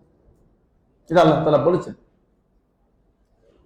যে আপনার আগে যত নবী এবং রাসূলদেরকে প্রেরণ করা হয়েছে, ইল্লা নূহী ইলাইহি আন্নাহু লা ইলাহা ইল্লা আনা ফা'বুদুন, সবার কাছে আমি এই তাওহীদের, এই কালেমা তাওহীদের মেসেজটাই দিয়েছি, আর কিছু না। আপনি দেখেন সমস্ত নবী এবং রাসূলদের মেসেজ একটাই, তাদের কিতাবের মেসেজ একটাই, অন্য কোনো মেসেজ না। এখন তো আমাদের লোকেরা মনে করতেছে যে তাওহীদের আলোচনা বাদ দেন ভাই, আগে কিভাবে রাষ্ট্র প্রতিষ্ঠা করা যায়, শয়তান কাকে আরেক শয়তান এসে গেছে। এটা হচ্ছে মানে বুদ্ধির শয়তান এসে গেছে, বুঝতে পেরেছেন? কানে শুনে না, ওই শয়তান এসেছে। যদি কানে শুনতো সে, আল্লাহ রাব্বুল আলামিনের তাওহীদের প্রয়োজন ছিল প্রথম। কারণ যে ব্যক্তি আল্লাহ তাআলার তাওহীদকে সাহায্য না করবে, আল্লাহ রাব্বুল আলামিন কিয়ামত পর্যন্ত তাকে সাহায্য করবেন না, প্রশ্নই আসে না। আপনি যতই চেষ্টা করেন ফেসবুকের মধ্যে, এই সমস্ত ফেসবুক যোদ্ধার চারানোর কোনো মূল্য নেই আল্লাহ তাআলার কাছে, কোনো দাম নেই, চারানোর কোনো দাম নেই। কারণ এই সারা পৃথিবীর সমস্ত মানুষ যদি আল্লাহ রাব্বুল আলামিনের সাথে নাফরমানি করে, আল্লাহ তাআলা কোনো ক্ষতি করতে পারবে? আপনার কি মনে হয় কোনো ক্ষতি হবে? কোনো ক্ষতি হবে না, কিচ্ছু ক্ষতি হবে না, কিচ্ছু ক্ষতি হবে না। কারণ আল্লাহ রাব্বুল আলামিন বলে দিয়েছেন, নবী এবং রাসূলদেরকে প্রেরণ করেছেন এবং কিতাব নাযিল করেছেন, সবটারই মেসেজ একটাই, সেটা হচ্ছে মানে লা ইলাহা ইল্লা আনা ফা'বুদুন, আমি ছাড়া আর কোনো ইলাহ নেই, সত্যিকার কোনো ইলাহ নেই, একমাত্র আমার ইবাদত করবে, আর কিছু না। তাওহীদের জন্য মূলত আল্লাহ রাব্বুল আলামিন নবী এবং রাসূলদেরকে প্রেরণ করেছেন। ফলে এর আগে আল্লাহ রাব্বুল আলামিন যাদেরকে ধ্বংস করে দিয়েছেন যুগ যুগ ধরে, এই পৃথিবীর ইতিহাস পর্যালোচনা করলে দেখা যায় যে আল্লাহ রাব্বুল আলামিন নাফরমানি করার কারণে, তাওহীদের বিপরীত কাজ করার কারণে আল্লাহ তাআলা বিশাল বিশাল শক্তিধর কওমকে, শক্তিধর জাতিকে আল্লাহ রাব্বুল আলামিন একেবারে নিশ্চিহ্ন করে দিয়েছেন, একমাত্র তাওহীদের বিপক্ষে অবস্থান নেওয়ার কারণে। এখন আমাদেরকে এই জায়গায় আল্লাহ রাব্বুল আলামিন একটু কনসিডার করছেন শিরক করার জন্য। আমরা মনে করতেছি যে আমাদের কনসিডার করেছেন আমরা যাতে শিরক করতে পারি না। কনসিডার করেছেন আল্লাহ রাব্বুল আলামিন যাতে করে আপনি আমি তাওহীদের পথে ফিরে আসতে পারি, একটু সুযোগ দিয়েছেন। এটা আল্লাহ তাআলার অনুগ্রহ। আপনারা জানেন যে আল্লাহ সুবহানাহু ওয়া তাআলা, আল্লাহ রাব্বুল আলামিনের পক্ষ থেকে আল্লাহর প্রত্যেকটি বান্দার জন্য আল্লাহ রাব্বুল আলামিন লিকুল্লি বনি আদম আও লিকুল্লি ইনসানিন মালাকান, প্রত্যেক ব্যক্তির জন্য দুইজন ফেরেশতা আল্লাহ তাআলা নিয়োগ দিয়ে রেখেছেন। একজন হচ্ছে সাহিবুল ইয়ামিন, আর একজন হচ্ছে সাহিবুল ইয়াসার। একজন ডান পাশে আর একজন বাম পাশে বসে আছে। আপনার যা আমলনামা আছে, ডান পাশে যে আছে হাসানাত লিখে, আর বাম পাশে যে আছে সে সাইয়্যাত লিখে। ডান পাশে যে আছে সে হাসানাত লিখে, আর ডান পাশে যে আছে সে সাইয়্যাত লিখে। ডান দিকে যে আছে সে ভালো কাজগুলো লিখে, আর বাম দিকে যে আছে সে খারাপ কাজগুলো লিখে।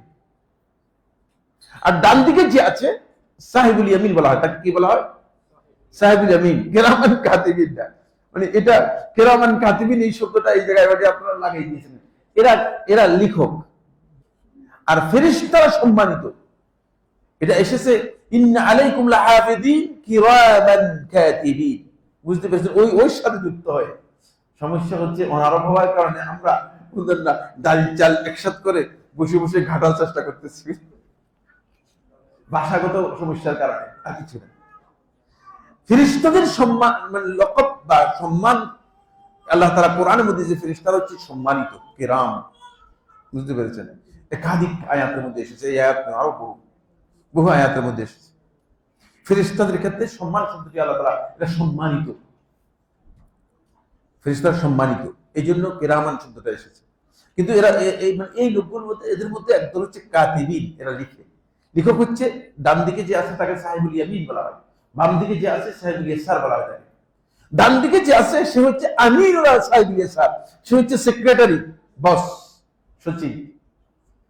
বাম দিকে যে আছে তার, বুঝতে পেরেছেন? বাম দিকে যে আছে, এটা কেন বলতেছি, এটা সম্পর্ক আছে, বুঝতে পেরেছেন? জন্য বাম দিকে যে আছে, বাম দিকের এই বস, বাম দিকের বসকে, ডান দিকে যে আছে সে। যখন কোনো বান্দা কোন গুনাহের কাজ করে ফেলে, যখন গুনাহ অপরাধের কাজ করে ফেলে, তখন বাম দিকে যে আছে সে জিজ্ঞেস করে আআকতুবু, নাম লিখবো কিনা। কাকে জিজ্ঞেস করে? ডান দিকে যে আছে তাকে। ডান দিকে যে আছে তাকে জিজ্ঞেস করে আআকতুবু, আমি লিখবো কিনা। তখন সে বলে কালা লা, লিখো না, আমহিলহু লাআল্লাহু ইস্তাগফিরু ওয়া ইয়াতুব, তাকে সুযোগ দাও, সম্ভবত সে আল্লাহ তাআলার কাছে ক্ষমা প্রার্থনা করবে, তওবা করবে, সুযোগ দাও। দেখছেন? তারপরে একটা টাইম যাওয়ার পরে আবার বলে যে আক্তুব, দেখে যে বান্দা তওবার খবর নেই। আর তখন করবেন কেন? আপনি তো ইল্লাল্লাহ জিকির করতেছেন, আপনি মনে করতেছেন যে আমি তো অনেক পরে ইবাদত করতেছি, আপনি তো ইল্লাল্লাহ জিকির করতেছেন, আপনি তওবা করবেন কি কারণে? আপনি তো বিদআত করতেছেন, আপনি মুনাজাত করতেছেন, বুঝতে পেরেছেন? সুতরাং আপনি কি কারণে তওবা করবেন? আপনি তওবা করার কোনো কারণই নেই, আপনি তো গুনাহই বুঝেন নাই। আপনি যদি গুনাহ বুঝতেন তাহলে তো আপনি বলতেন যে হায় আমার গুনাহ হয়ে গেছে, সেটা আপনি তো গুনাহই বুঝতেছেন, আপনি তওবা করবেন করতে। যখন এরপরে একটা টাইম অতিক্রম হওয়ার পরে বলে যে আআতুব, লিখবো কিনা? ক্বালা লা, লিখো না, আমহিলহু লাআল্লাহু ইস্তাগফিরু ওয়া ইয়াতুব, সে হয়তো ক্ষমা প্রার্থনা করবে, তওবা করবে, সুযোগ দাও। আবার এভাবে 3 বার। থার্ড বার যখন দেখতেছে না আর বান্দা কি করে না, আর বান্দা না, হুশ নেই, বেহুশ বান্দা। তখন বলে যে উক্তুব সাইয়্যাতান, লেখো, তবে একটা লিখবা, 10টা লিখে দিও না, একটাই লেখো। এই হচ্ছে, এতটুকু পর্যন্ত আপনাকে সুযোগ দিবে। এই যে রাওয়ায়াতটা বললাম, এই রাওয়ায়াতের আরেকটি এক্সপ্লেইন আছে, অন্য রাওয়ায়াতের মধ্যে এসেছে, হাদিসের মধ্যে, যে ইউমহিলহু 6 সাআতিন, 6 ঘন্টা পর্যন্ত তাকে এই সুযোগ দেয়। এটাও সহিহ বলেছেন শেখ রাশিদ আলবানী রহমাতুল্লাহ হাসান বলেছেন সহিহ। 6 ঘন্টা পর্যন্ত সুযোগ থাকে, অন্ততপক্ষে 6 ঘন্টা পর্যন্ত আপনি সুযোগ পান। এখানে আল্লাহ রাব্বুল আলামিন আমাকে আপনাকে আযাব দিয়ে তৎক্ষণাৎ ধ্বংস করে দিতে পারতেন। আল্লাহ তাআলার সাথে শিরক করবেন, আমরা হলে অবশ্যই ধ্বংস করে দিতাম, ঠিক না? অবশ্যই প্রত্যেকটা মানুষ, তার গায়রত হচ্ছে এই, তার আত্মমর্যাদা বোধ হচ্ছে এই, যে তার সাথে কেউ যদি গাদ্দারি করবে এই ধরনের, সে কোনোদিন ছাড় দিবে না। এটাই হচ্ছে মানুষের গায়রত, প্রত্যেকটা মানুষের গায়রত হচ্ছে এটাই। আপনার স্ত্রী গিয়ে আরেকজনের সাথে পরকিয়া করবে, আর আপনি বলবেন যে হ্যাঁ ঠিক আছে, অসুবিধা নেই না? তাহলে আপনার মতো কাপুরুষ, আপনার মতো বেওকুফ এই পৃথিবীতে আর কেউ নেই, বেওকুফ আর কেউ নেই। আল্লাহ রাব্বুল আলামিন হক নষ্ট করতেছে, তাওহীদ নষ্ট করতেছে। তাওহীদ নষ্ট করার ওই ব্যক্তি আল্লাহ তাআলা ছাড় দিচ্ছেন, চিন্তা করেন কত মহান, যাতে করে আমরা আবার কি করতে পারি, একটু ফিরে আসতে পারি। একটা সেকেন্ড ছাড় দেয় নাই, কাকে? শয়তানকে দিয়েছে কিনা ছাড়? উদাহরণ তো আপনার সামনেই আছে। আবা ওয়াস্তাকবার ওয়া কানা মিনাল কাফিরিন, আবা ওয়াস্তাকবার ওয়া কানা মিনাল কাফিরিন, সাথে সাথেই তাকে আল্লাহ রাব্বুল আলামিন তার সমস্ত রহমত থেকে সম্পূর্ণ কিয়ামত পর্যন্ত বঞ্চিত করে দিয়েছেন। দেখছেন? কিন্তু আমাকে আপনাকে ছাড় দিচ্ছেন, আপনি মনে করতেছেন যে এটা আল্লাহ তাআলার দুর্বলতা। এখন দেখেন না, সরকারের দুর্বলতা পেয়ে প্রতিদিন মিটিং, রাস্তায় আমাদের কষ্ট, সরকার তো কোনো কষ্ট নেই, সরকার তো সুন্দর, ভেরি গুড মানে অবস্থানে আছে, তাদের কোনো সমস্যা নেই। সমস্যা আমরা যারা রাস্তায় চলাচল করি, আমাদের সমস্যা, বুঝতে পেরেছেন?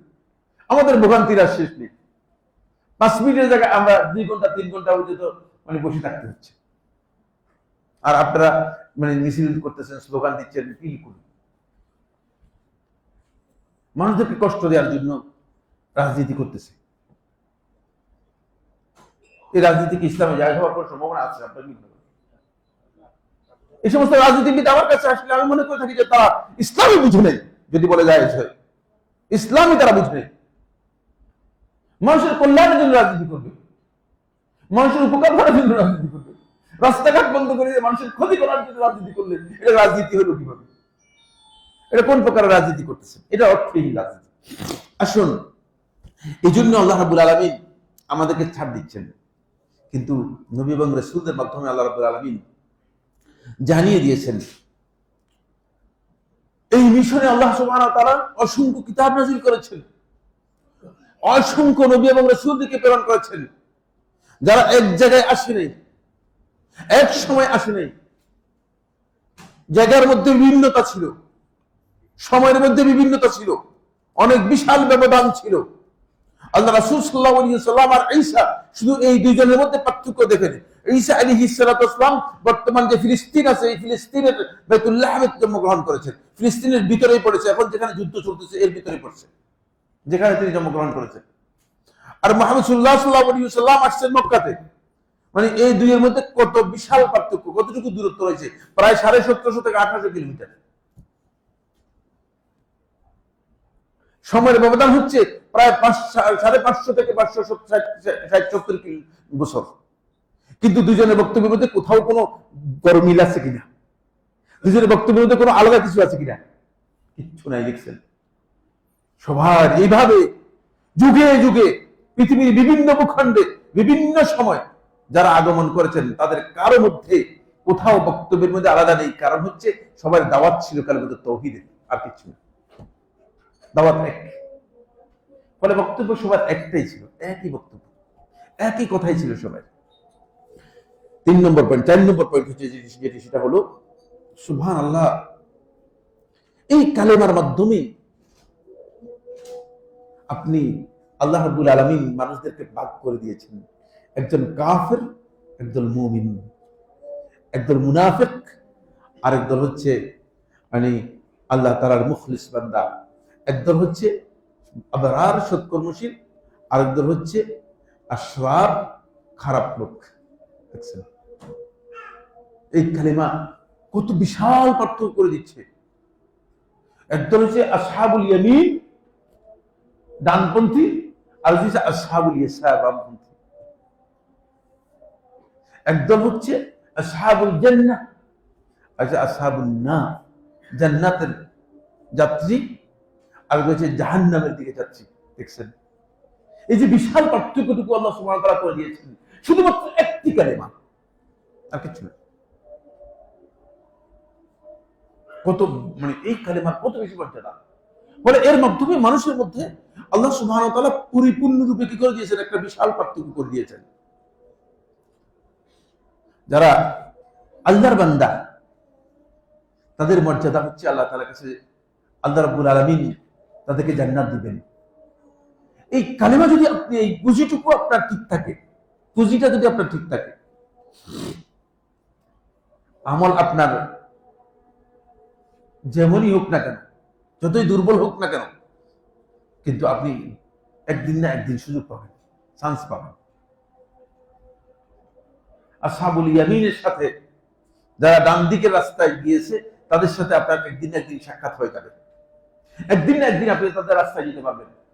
কিন্তু যদি এই কালেমার সাথে আপনার কোনো না কোনো কারণে আপনার দ্বিমত থাকে, সংশয় সন্দেহ থাকে, অথবা এটি আপনার যদি কোনো কারণে এই কালেমার সাথে আপনার সঠিক অবস্থান না থাকে, তাহলে আপনি আসহাবুল ইয়ামিনের সাথে আপনার আর দেখা নেই, আপনি ওই পুরাই আসহাবুল মাইমান মাশআমা, আসহাবুল ইয়াসার, আপনি বাম দিকে চলে যাবেন, বাম দিকে চলে যাবেন, বাম গ্রুপে চলে যাবেন।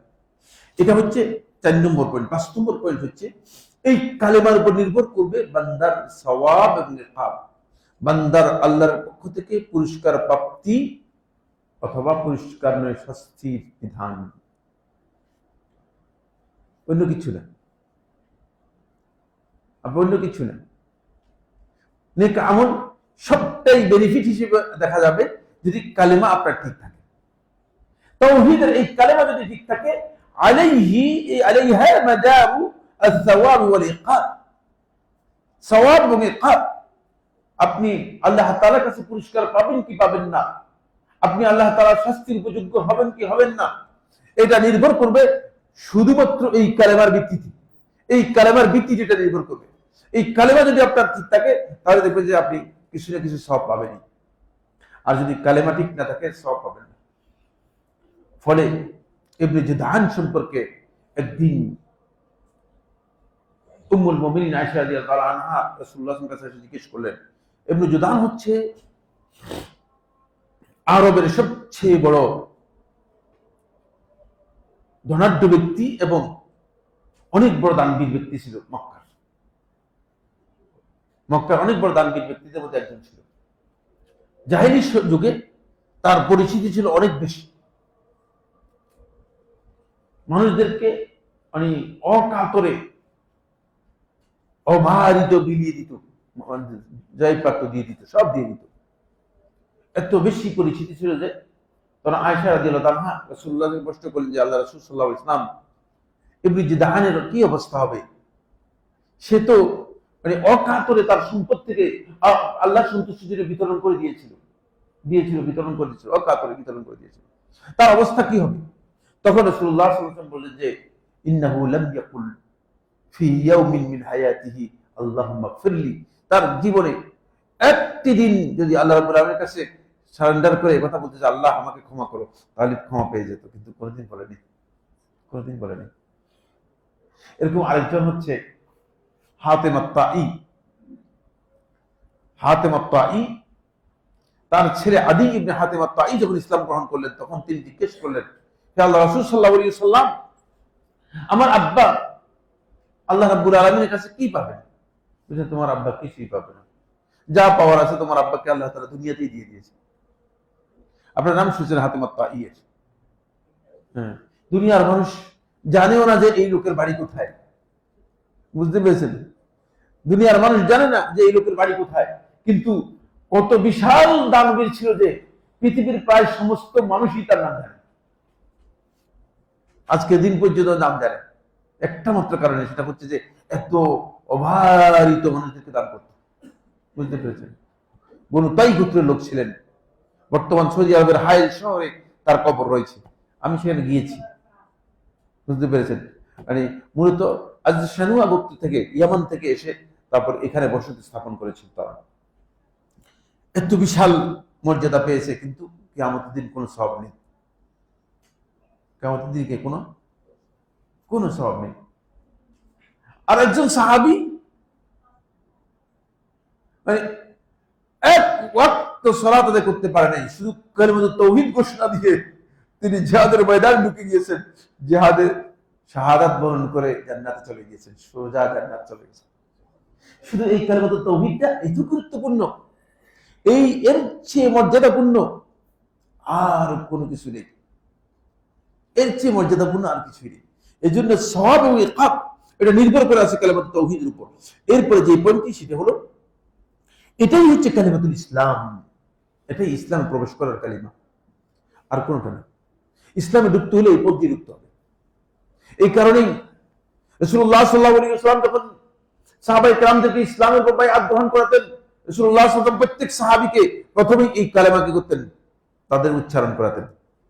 এই কালেমার ঘোষণা দিতে হবে, এই কালেমার ঘোষণা দিয়ে আপনাকে ইসলামে প্রবেশ করতে হবে। এটা ইসলামের কালেমা, ইসলামে প্রবেশ করার পর যদি আপনি মুসলিম হতে চান, তাহলে এই কালেমার ঘোষণা দিয়ে, স্বীকৃতি দিয়ে আপনাকে ইসলাম গ্রহণ করতে হবে।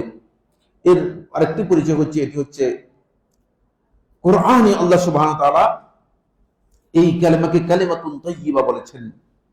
সূরা ইব্রাহিমের 24 এবং 25 নম্বর আয়াতের মধ্যে আল্লাহ সুবহানাহু ওয়া তাআলা এর পরিচয় করে দিয়েছেন, কালিমাতুন তাইয়্যিবা বলে। সূরা ইব্রাহিমের 24 এবং 25 নম্বর আয়াতের মধ্যে, আলাম তারা কাইফা দারাবাল্লাহু মাসালান কালিমাতান তাইয়্যিবা, যে রাসূলকে বলতেছেন, আপনি কি দেখেননি কিভাবে আল্লাহ রাব্বুল আলামিন উদাহরণ পেশ করেছেন কালিমা তাইয়্যিবা। এজন্য এইটাই, এই কালিমা তাইয়্যিবা তাফসীরের মধ্যে সমস্ত আহলুত তাফসীর বলেছে ওয়াহিয়া কাউলু লা ইলাহা ইল্লাল্লাহ, এটা হচ্ছে লা ইলাহা ইল্লাল্লাহ বলা, লা ইলাহা ইল্লাল্লাহ মুহাম্মদ রাসূলুল্লাহ একজনও বলেননি। আপনি দেখবেন, এখন আজকে গিয়ে আপনাদের কাছে তাফসীর আছে কিনা, কারো কাছে তাফসীরের কিতাবগুলো দেখবেন, কালিমাতুত তাওহীদ, কালিমা তাইয়্যিবা, এর আরেকটা নাম হচ্ছে কি, কালিমা তাইয়্যিবা। আর কালিমা তাইয়্যিবা হচ্ছে লা ইলাহা ইল্লাল্লাহ, এতটুকু পর্যন্ত। সমস্ত আহলুত তাফসীর এটা স্পষ্ট করে উল্লেখ করেছেন। আল্লাহ রাব্বুল আলামিন যেহেতু কোরআনের মধ্যে এটা পরিচয় করে দিয়েছেন, আলাম তারা কাইফা দারাবাল্লাহু মাসালান কালিমাতান তাইয়্যিবাতান কাশাজারাতিন তাইয়্যিবা, এর উদাহরণ হচ্ছে একটি পবিত্র গাছের মতো।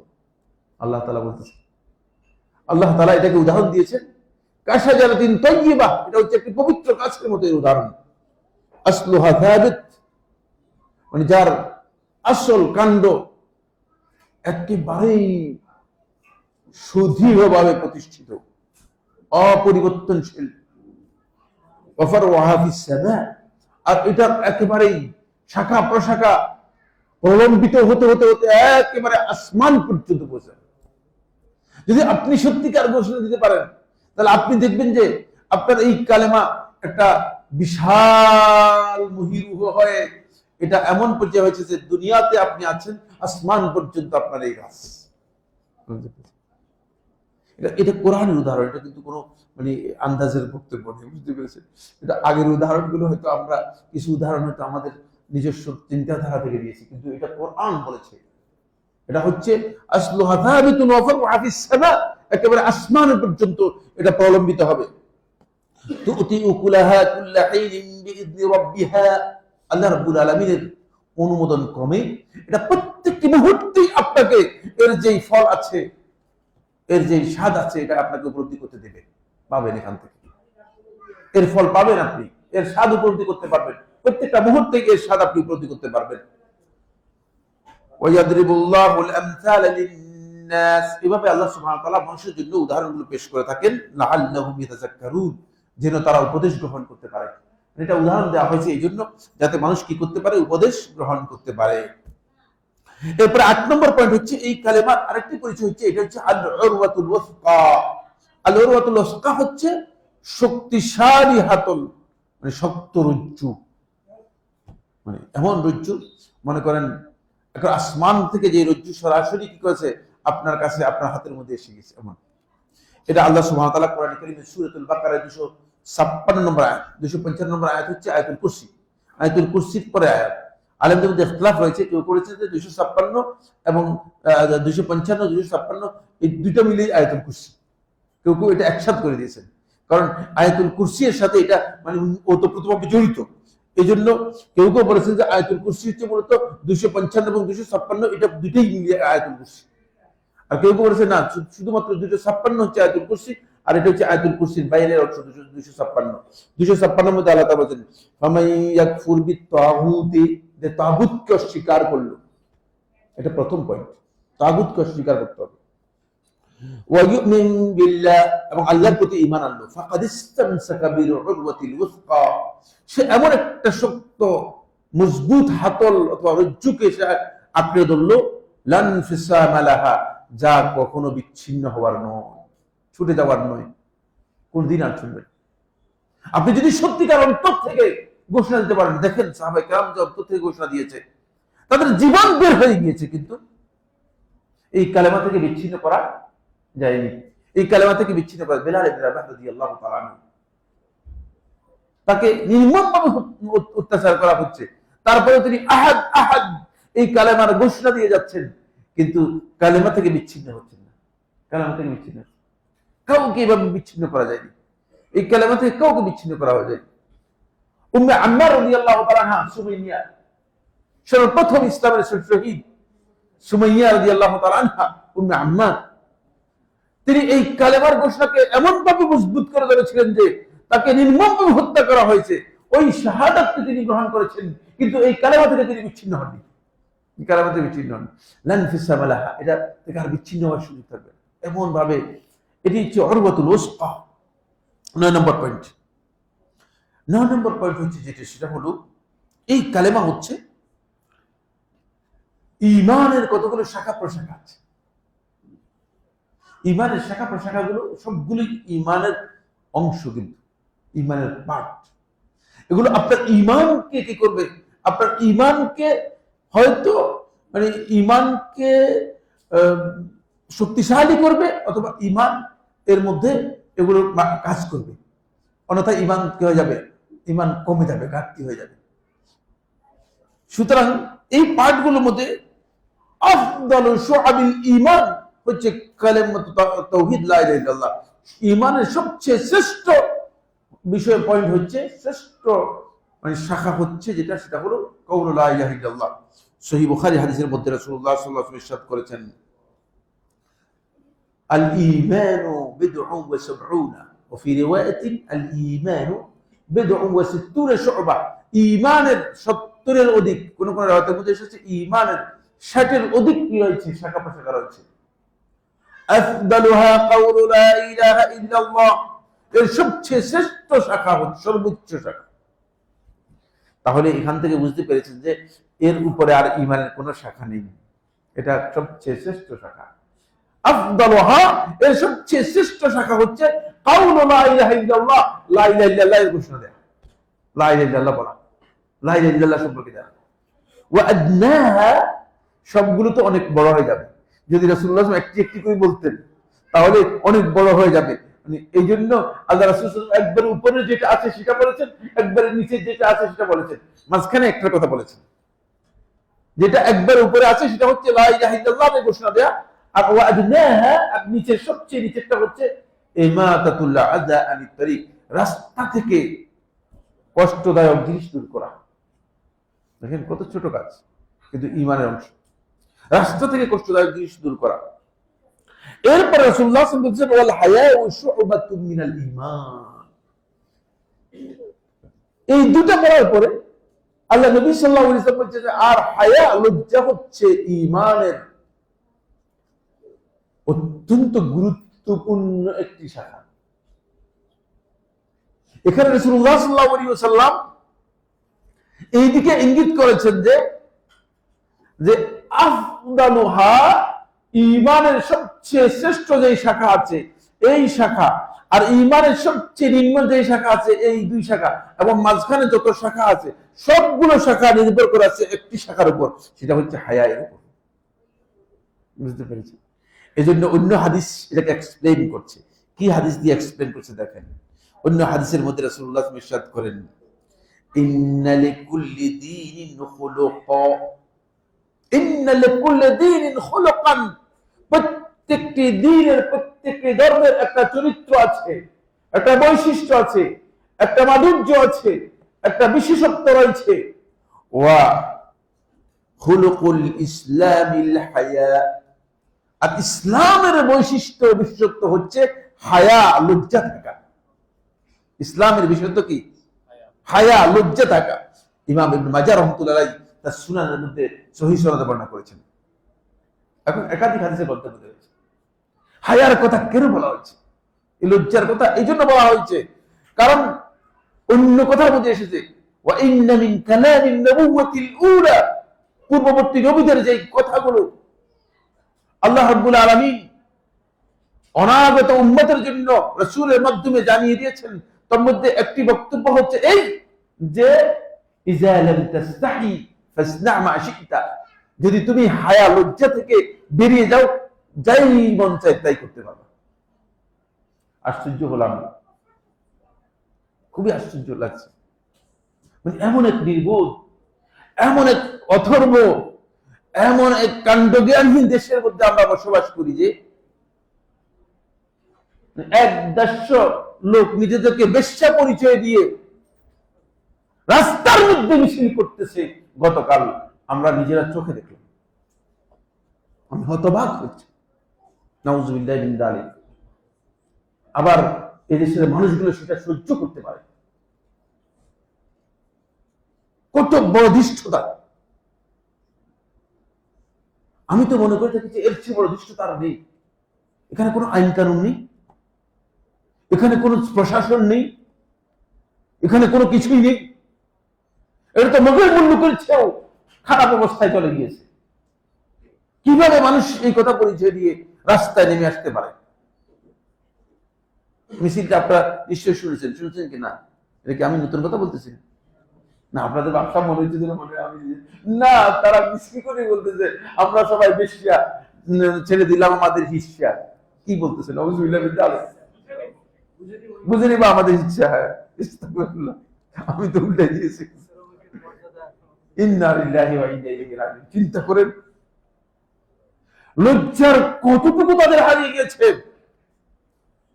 আমাদের নারীদেরকে লজ্জা থেকে বের করে দেওয়ার জন্য শয়তান এমন এক প্রসেস, এমন এক পদ্ধতি আবিষ্কার করে দিচ্ছে, এক সময় আপনি দেখবেন যে আপনার স্ত্রী আপনার সামনে দিয়ে আপনাকে এইভাবে বিদ্যাগুলি দিকে চলে যাচ্ছে, সেদিকে আগাচ্ছে এই সমাজ। এর আগেই মূলত এই সমাজকে শক্তিশালী ভাবে আমাদেরকে ধরতে হবে। কিভাবে এটা সম্ভব? কারণ রাসূলুল্লাহ সাল্লাল্লাহু আলাইহি ওয়াসাল্লাম আগেই বলে দিয়েছেন, যখন নারীদের কাছ থেকে লজ্জা উঠে যাবে তখন নারীরা এই বেশ্যা বলে পরিচয় দিতে কিছু করবে, কিছুই মনে করবে না। কত নিকৃষ্ট চিন্তা করেন। বেশ্যারা তো নিজেদেরকে বেশ্যা পরিচয় এর আগে দিতে পারবে, ঠিক না? মানে কোন পর্যায়ে নিয়ে গিয়েছে, আর আমরা সেগুলো প্রশাসনের নাকের ডোকাই। শুরু হয়েছে, আমি যখন খুতবা দিয়ে আসতেছিলাম তখন দেখতেছি যে আমি তো বুঝি নাই যে এখানে এই ধরনের কিছু দেখতেছি, অনেকগুলো মানে ছবি চেহারা আমার মনে হয়েছে যে এগুলো মানে ট্রান্সজেন্ডার জাতীয়, বেশিরভাগই ট্রান্সজেন্ডার জাতীয়, বেশিরভাগই খারাপ। কারণ ট্রান্সজেন্ডারটাই মূলত তৈরি করা হয়েছে বেশ্যাবৃত্তিকে প্রমোট করার জন্য, সে মানে সেক্সুয়াল মানে এবিউজ করার জন্য, সেক্সুয়াল এবিউজ করার জন্য মূলত ট্রান্সজেন্ডারকে আবিষ্কার করা হয়েছে। কিন্তু দুর্ভাগ্যের বিষয় হচ্ছে এটা তো আমাদের নারীরাও দেখবে, তাদের তো লজ্জা হারিয়ে যাবে। আমাদের বোনরা ওটা দেখবে, তখন তাদের মধ্যে এই চেতনা কাজ করবে যে মনে হয় এটা মনে হয় ভালো কিছু না, অসুবিধা একদিন যাবে। কারণ শয়তান এইদিকে নিয়ে যাচ্ছে। খেয়াল করে রাসূলুল্লাহ সাল্লাল্লাহু আলাইহি ওয়াসাল্লাম কেন হায়ার কথা ওই ঈমানের গ্রেডের মধ্যে স্পেশালি উল্লেখ করলেন। এই জন্য স্পেশালি উল্লেখ করেছেন যে কিয়ামত পর্যন্ত যার কাছ থেকে হায়া উঠে যাবে তার কাছ থেকে ঈমান এমনিতেই চলে যাবে, ঈমান এমনিতেই চলে যাবে। ঈমান এবং হায়া একসাথে হবে না। ফলে অন্য একটি হাদিসের মধ্যে রাসূলুল্লাহ সাল্লাল্লাহু আলাইহি ওয়াসাল্লাম বলেছেন, এটা দেখেন, এটা হাকিম মুসনাদের মধ্যে বর্ণনা করেছেন এবং ইমাম শামসুদ্দিন জাহবি রাহমাতুল্লাহি আলাইহি হাদিসকে সনদ থেকে সহিহ বলেছেন। কি বলেছেন দেখেন, রাসূলুল্লাহ সাল্লাল্লাহু আলাইহি ওয়াসাল্লাম ইরশাদ করেন, আল হায়া ওয়াল ঈমান কারানা জামিআন, হায়া এবং ঈমান দুইটা একসাথে করে সংযুক্ত করে দিয়েছেন আল্লাহ তাআলা। ঈমান এবং হায়া এটাকে দুই সাথে একসাথে মিলিয়ে দিয়েছেন। মানে যমজ ভাই যমজ সন্তান দেখেন না, একসাথে দেখা গেলে একসাথে হলে, এখন যদি আপনি মাঝখান দিয়ে কেটে ফেলেন বাঁচবে তো দুইজন? হ্যাঁ, বাঁচবে না। কি করছেন আল্লাহ রাব্বুল আলামিন? হায়া এবং ঈমানকে আল্লাহ সুবহানাহু ওয়া তাআলা একসাথে যুক্ত করে দিয়েছেন। ফাইজা রাফা আহাদুহুমা, যখন দুইয়ের যে কোনো একটি উঠে যাবে, ফাইজা রাফা আহাদুহুমা, যখন এই দুইয়ের যে কোনো একটা উঠে যাবে, রাফা আল আখারু, আরেকটা উঠে যাবে। যদি ঈমান উঠে যায় তাহলে আপনার কি হায়া উঠে যাবে, আর যদি আপনার হায়া উঠে যায় তাহলে ঈমান কি উঠে যাবে। সুতরাং আজকে দুর্ভাগ্যের বিষয় যেটা, সেটা হচ্ছে এই জায়গায় আমরা আলোচনা করতেছি কালিমাতুত তাওহীদের ফজিলতের উপর। কালিমাতুত তাওহীদ তো তখনই ঠিক থাকবে যখন আপনার হায়া ঠিক থাকবে, নইলে আপনার ওই আফদালুল কালিমা এই ঘোষণা দেওয়ার কোনো দাম থাকবে না। এই জন্য আল্লাহ রাসূল সাল্লাল্লাহু আলাইহি ওয়াসাল্লাম, সাহাবায়ে কেরাম বর্ণনা করেছেন, আনাস ইবনে মালিক রাদিয়াল্লাহু বর্ণনা করেছেন যে আল্লাহ রাসূল সাল্লাল্লাহু আলাইহি ওয়াসাল্লাম সবচেয়ে বেশি লজ্জা করতেন। রাসূলুল্লাহ সাল্লাল্লাহু আলাইহি ওয়াসাল্লাম সবচেয়ে বেশি লজ্জাবান ছিলেন আল্লাহর হাবিব সাল্লাল্লাহু আলাইহি ওয়াসাল্লাম। উদাহরণ দিয়েছেন, যুবতী নারী যখন নতুন যৌবনে উত্তীর্ণ হয় তখন তার মধ্যে লজ্জাটা সবচেয়ে বেশি কাজ করে। ঠিক অনুরূপ ভাবে রাসূলুল্লাহ সাল্লাল্লাহু আলাইহি ওয়াসাল্লাম উদাহরণ দেওয়া হয়েছে, যুবতী নারীর মতো রাসূলুল্লাহ সাল্লাল্লাহু আলাইহি ওয়াসাল্লাম এত বেশি লজ্জা করতেন, এত বেশি লজ্জা করতেন। কিন্তু আমাদের সমাজের মানুষগুলো লজ্জা কি জিনিস বুঝে না। রাসূলুল্লাহ সাল্লাল্লাহু আলাইহি ওয়াসাল্লাম সাহাবায়ে কেরাম কোনোদিন খালি গায়ে দেখেন নাই। শুধুমাত্র একদিন রাসূলুল্লাহ সাল্লাল্লাহু আলাইহি ওয়াসাল্লাম খালি গায়ে বেরিয়ে আসতেন, যেদিন ইকরামা ইবনে আবি জাহল রাদিয়াল্লাহু তাআলা ইসলাম গ্রহণ করে মদিনায় এসেছেন, তাকে স্বাগত জানানোর জন্য রাসূলুল্লাহ সাল্লাল্লাহু আলাইহি ওয়াসাল্লাম দৌড় দিয়ে গিয়েছিলেন। রাসূলুল্লাহ তার চাদর টানতে টানতে গেছেন। সাহাবায়ে কেরাম বলছেন যে আমরা দেখছি যে রাসূলুল্লাহ সাল্লাল্লাহু আলাইহি ওয়াসাল্লাম তার চাদর টানতে টানতে আসছেন। বুঝতে পেরেছেন? এছাড়া রাসূলুল্লাহ সাল্লাল্লাহু আলাইহি ওয়াসাল্লাম খালি গায়েও রাসূলুল্লাহকে দেখা যায়নি। দেখছেন কিভাবে আল্লাহ নবী সাল্লাল্লাহু আলাইহি ওয়াসাল্লাম লজ্জাকে গুরুত্ব দিতেন। এজন্য দুর্ভাগ্যের বিষয়, আমাদের নারীদেরকে কিন্তু লজ্জার শিক্ষা দিতে হবে। লজ্জার শিক্ষা হচ্ছে ঈমানের সাথে সম্পৃক্ত বিষয় এবং কালিমাতুত তাওহীদের সাথে সম্পৃক্ত বিষয়। অন্যথায় আপনার কালিমাতুত তাওহীদের যে ঘোষণা আছে সেটাই কি হয়ে বন্ধ হয়ে যেতে পারে। আল্লাহ রাব্বুল আলামিন আমাদের সবাইকে তৌফিক দান করুন। আজকে আমরা 9 নম্বর পয়েন্ট পর্যন্ত আলোচনা করলাম। ইনশাআল্লাহ তাআলা পরবর্তীতে বাকি পয়েন্ট আলোচনা হবে। আজকে আর আলোচনার মধ্যে যেতে চাই না। হাযা সুবহানাকাল্লাহুম্মা ওয়া বিহামদিকা আশহাদু আল্লা ইলাহা ইল্লা আনতা আস্তাগফিরুকা ওয়া আতুবু ইলাইক। এখানে কি অনেকগুলো প্রশ্ন আছে, এগুলো কি আমাদের উত্তর দিতে হবে না? এই কয়টা পর্যন্ত নামাজের সময় কয়টা পর্যন্ত? 15 আজান না, নামাজে 15। ঠিক আছে। বিসমিল্লাহির রহমানির রহিম। প্রশ্ন, জনক ইমাম সাহেব বক্তব্যে বলেন চোরের চুরির কাজটিও আল্লাহ তাআলা করান, বান্দা ইচ্ছা করলে সেটা আল্লাহ তাআলা বাস্তবায়ন করেন, বুঝিয়ে বলবেন না। ইমাম সাহেব বক্তব্য সঠিক না। কোনো খারাপ কাজকে আল্লাহর দিকে নিসবত করা হারাম জায়েজ নেই। আহলে সুন্নাত ওয়াল জামাতের আকীদা হচ্ছে কোনো খারাপ কাজ আল্লাহর দিকে নিসবত করা হবে না, আল্লাহ রাব্বুল আলামিনের অনুমোদনের দিকে নিসবত করা হবে, আল্লাহর হুকুম ছাড়া হয় না। কিন্তু আল্লাহ তাআলা কোরআন এই বক্তব্য শুদ্ধ নয়, আল্লাহ তাআলা কোরআন এই বক্তব্য কি শুদ্ধ নয়। কারণ আল্লাহ তাআলা কোন হারাম করেছেন সেটা আল্লাহ তাআলা মানুষ বান্দাকে করার জন্য মানে আল্লাহ তাআলা অনুমতি দিবেন, এটা হয় না। অনুমোদন ভিন্ন জিনিস। অনুমোদন হচ্ছে সৃষ্টিগত আল্লাহ তাআলার বিধান, বুঝতে পেরেছেন? সেটা আল্লাহ রাব্বুল আলামিন প্রত্যেকটা খালক, প্রত্যেকটা জিনিস, প্রত্যেকটা বস্তু সংগঠিত হওয়ার জন্য আল্লাহ তাআলার আল আমরুল কাউনি রয়েছে। আল্লাহ তাআলার সৃষ্টিগত নির্দেশ আছে। সেই সৃষ্টিগত নির্দেশটা হচ্ছে একটা কমন বিষয়, সেটা সকলের ক্ষেত্রে প্রযোজ্য। কাফির, বেঈমান, মুনাফিক, পাপী, অপরাধী সবার ক্ষেত্রে প্রযোজ্য। কিন্তু সেটাকে আল্লাহর দিকে সম্পৃক্ত করা হারাম, জায়েজ নেই। আসসালামু আলাইকুম। ওয়ালাইকুম সালাম। প্রথম হাদিসে বলা হয়েছে সালাত এভাবে পড়তে বড় যাতে তুমি আল্লাহকে দেখছো। না, এটা সালাতের হাদিস নয়, সালাতের হাদিস নয়। অথবা আল্লাহ তোমাকে দেখছে, এখানে আল্লাহকে দেখার বিষয়টা একটু বুঝিয়ে, এটা সালাতের হাদিস নয়। এটা হাদিস ছিল ইহসানের মধ্যে বলা হয়েছে, আন তা'বুদাল্লাহা কাআন্নাকা তারাহু, মানে তুমি আল্লাহ রাব্বুল আলামিনের ইবাদত করবে কান্নাকা তারাহু। এটা সালাতের ব্যাপারে বলা হয়। খেয়াল রাখবেন, আপনি এক কথার জায়গায় আরেক কথা নিয়ে আসলে তাহলে ভুল অর্থ করবেন, ভুল কনসেপ্ট দিবেন। সালাতের ব্যাপারে বলা হয়, এটা বলছে আনতা আবুদাল্লাহ, তুমি আল্লাহ তাআলা ইবাদত করবে, সকল ইবাদতের ক্ষেত্রে প্রযোজ্য। আনতা আবুদাল্লাহ কান্নাকা তারাহু, এমন অবস্থা যে মনে হচ্ছে যে তুমি আল্লাহকে দেখতে পাচ্ছ।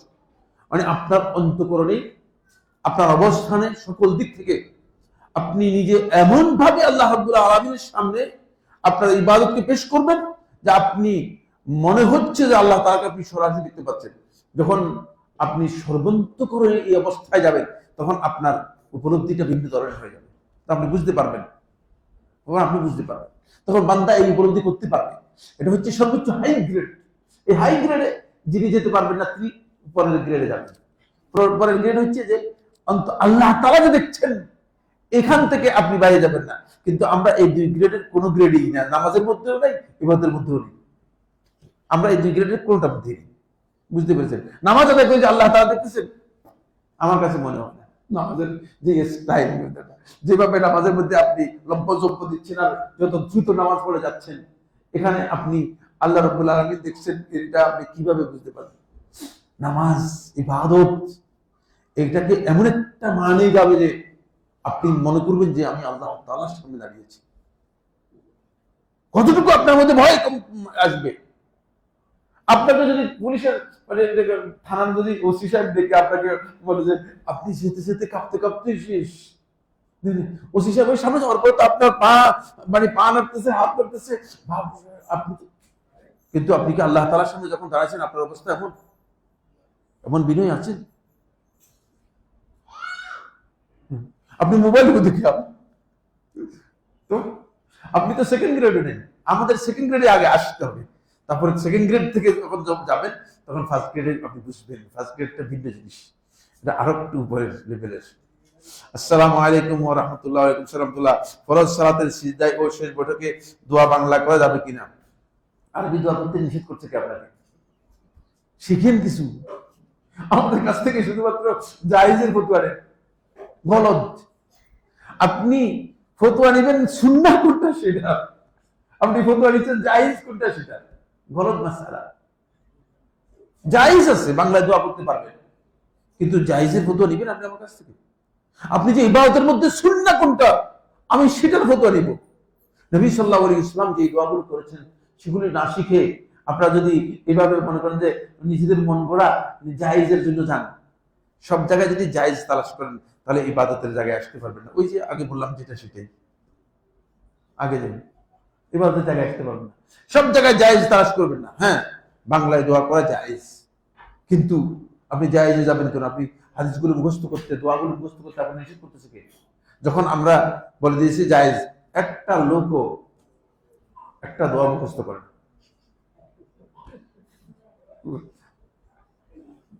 মানে আমরা একবার কোনখানে আমাদের একটা মানে পিকনিক ছিল, তখন আমরা ছোট ছোট দোয়া জিজ্ঞেস করেছি মানে পরীক্ষা করার জন্য, একটা লোক উত্তর দিতে পারবে, কারণ সে মুখস্থ করেই না। মানে সাধারণ শুধুমাত্র এই ছোটবেলায় যে সুবহান রাব্বিয়াল আলা এটাই আছে, আর কিছু নেই। খবরদার, শিখেন, দুইটা শিখেন, তিনটা শিখেন। আপনি কি করতেছেন? আপনি নবী সাল্লাল্লাহু আলাইহি ওয়াসাল্লাম সুন্নাতে যান, বাংলায় দোয়া করবেন করেন, কিন্তু সুন্নাহ বাদ দিয়ে না অবশ্যই কারোর জন্য দোয়া করার জন্য সালাত পড়া যাবে কিনা? না, দোয়ার জন্য শর্ত নেই যে সালাত পড়তে হবে, কিন্তু আপনি নফল সালাতের পরে দোয়া করতে পারেন, কিন্তু দোয়ার জন্য শর্ত নেই কি করতে হবে? সালাত করতে হবে। আসসালামু আলাইকুম ওয়া রাহমাতুল্লাহি ওয়া বারাকাতুহু। বর্তমানে সোশ্যাল মিডিয়াতে দেখা যায় বোন ভাইকে দাওয়াত দিয়ে খাওয়ায় এবং কান্নাকাটি করে মৃত্যুর পর আর কোনোদিন কিয়ামতেও আর দেখা হবে না। কোরআন হাদিসের মাধ্যমে জানতে চাই।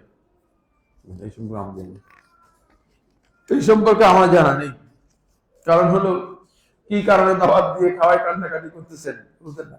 মানে বোন ভাইদেরকে খাওয়ায়, উদ্দেশ্য হচ্ছে বুঝলেন না, ভাইদের থেকে কিছু পাওয়ার জন্য। ভাইরা বোনদেরকে খাওয়ায়, বোনদের থেকে বুদ্ধি করে জায়গাটা লিখে দিয়ে আসছে, এই হচ্ছে টার্গেট, আর কিছু না। কান্নাকাটি এগুলো হচ্ছে ভাউতাবাসি, এগুলো হচ্ছে কি দেখ ভাউতাবাসি, আর কিচ্ছু না। দেখা হবে না, দেখা হবে না, এই সমস্ত ফালতু কথা রাজ্যে গেলে বুঝলেন না। কিয়ামতের দিন আসলে ময়দানে দেখা হয়ে যেতে পারে, কারণ আল্লাহ তাআলা বলেছেন ইয়াউমা ইয়াফিরুল মাররু মিন আখিহি, প্রথমেই ভাইয়ের কথা উল্লেখ করেছেন। ইয়াউমা ইয়াফিরুল মাররু মিন আখিহি, প্রথমেই তার ভাইয়ের সাথে দেখা হবে। দেখা হওয়ার পর ভাই বাইরে দেখে একদম এই আমার কিছু নিয়ে যায় কিনা আস্তে করে বলা যাবে।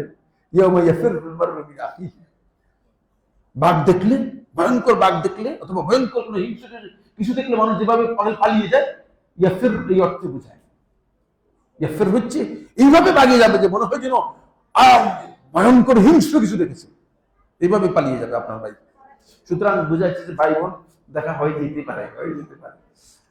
এগুলো ফালতু কথা, এগুলোর কোনো ভিত্তি নেই। আরবরা আমেরিকার সাথে $1 ট্রিলিয়ন ব্যবসায়িক চুক্তি করলো, যেখানে আমেরিকা মুসলিমদের প্রকাশ্য শত্রু।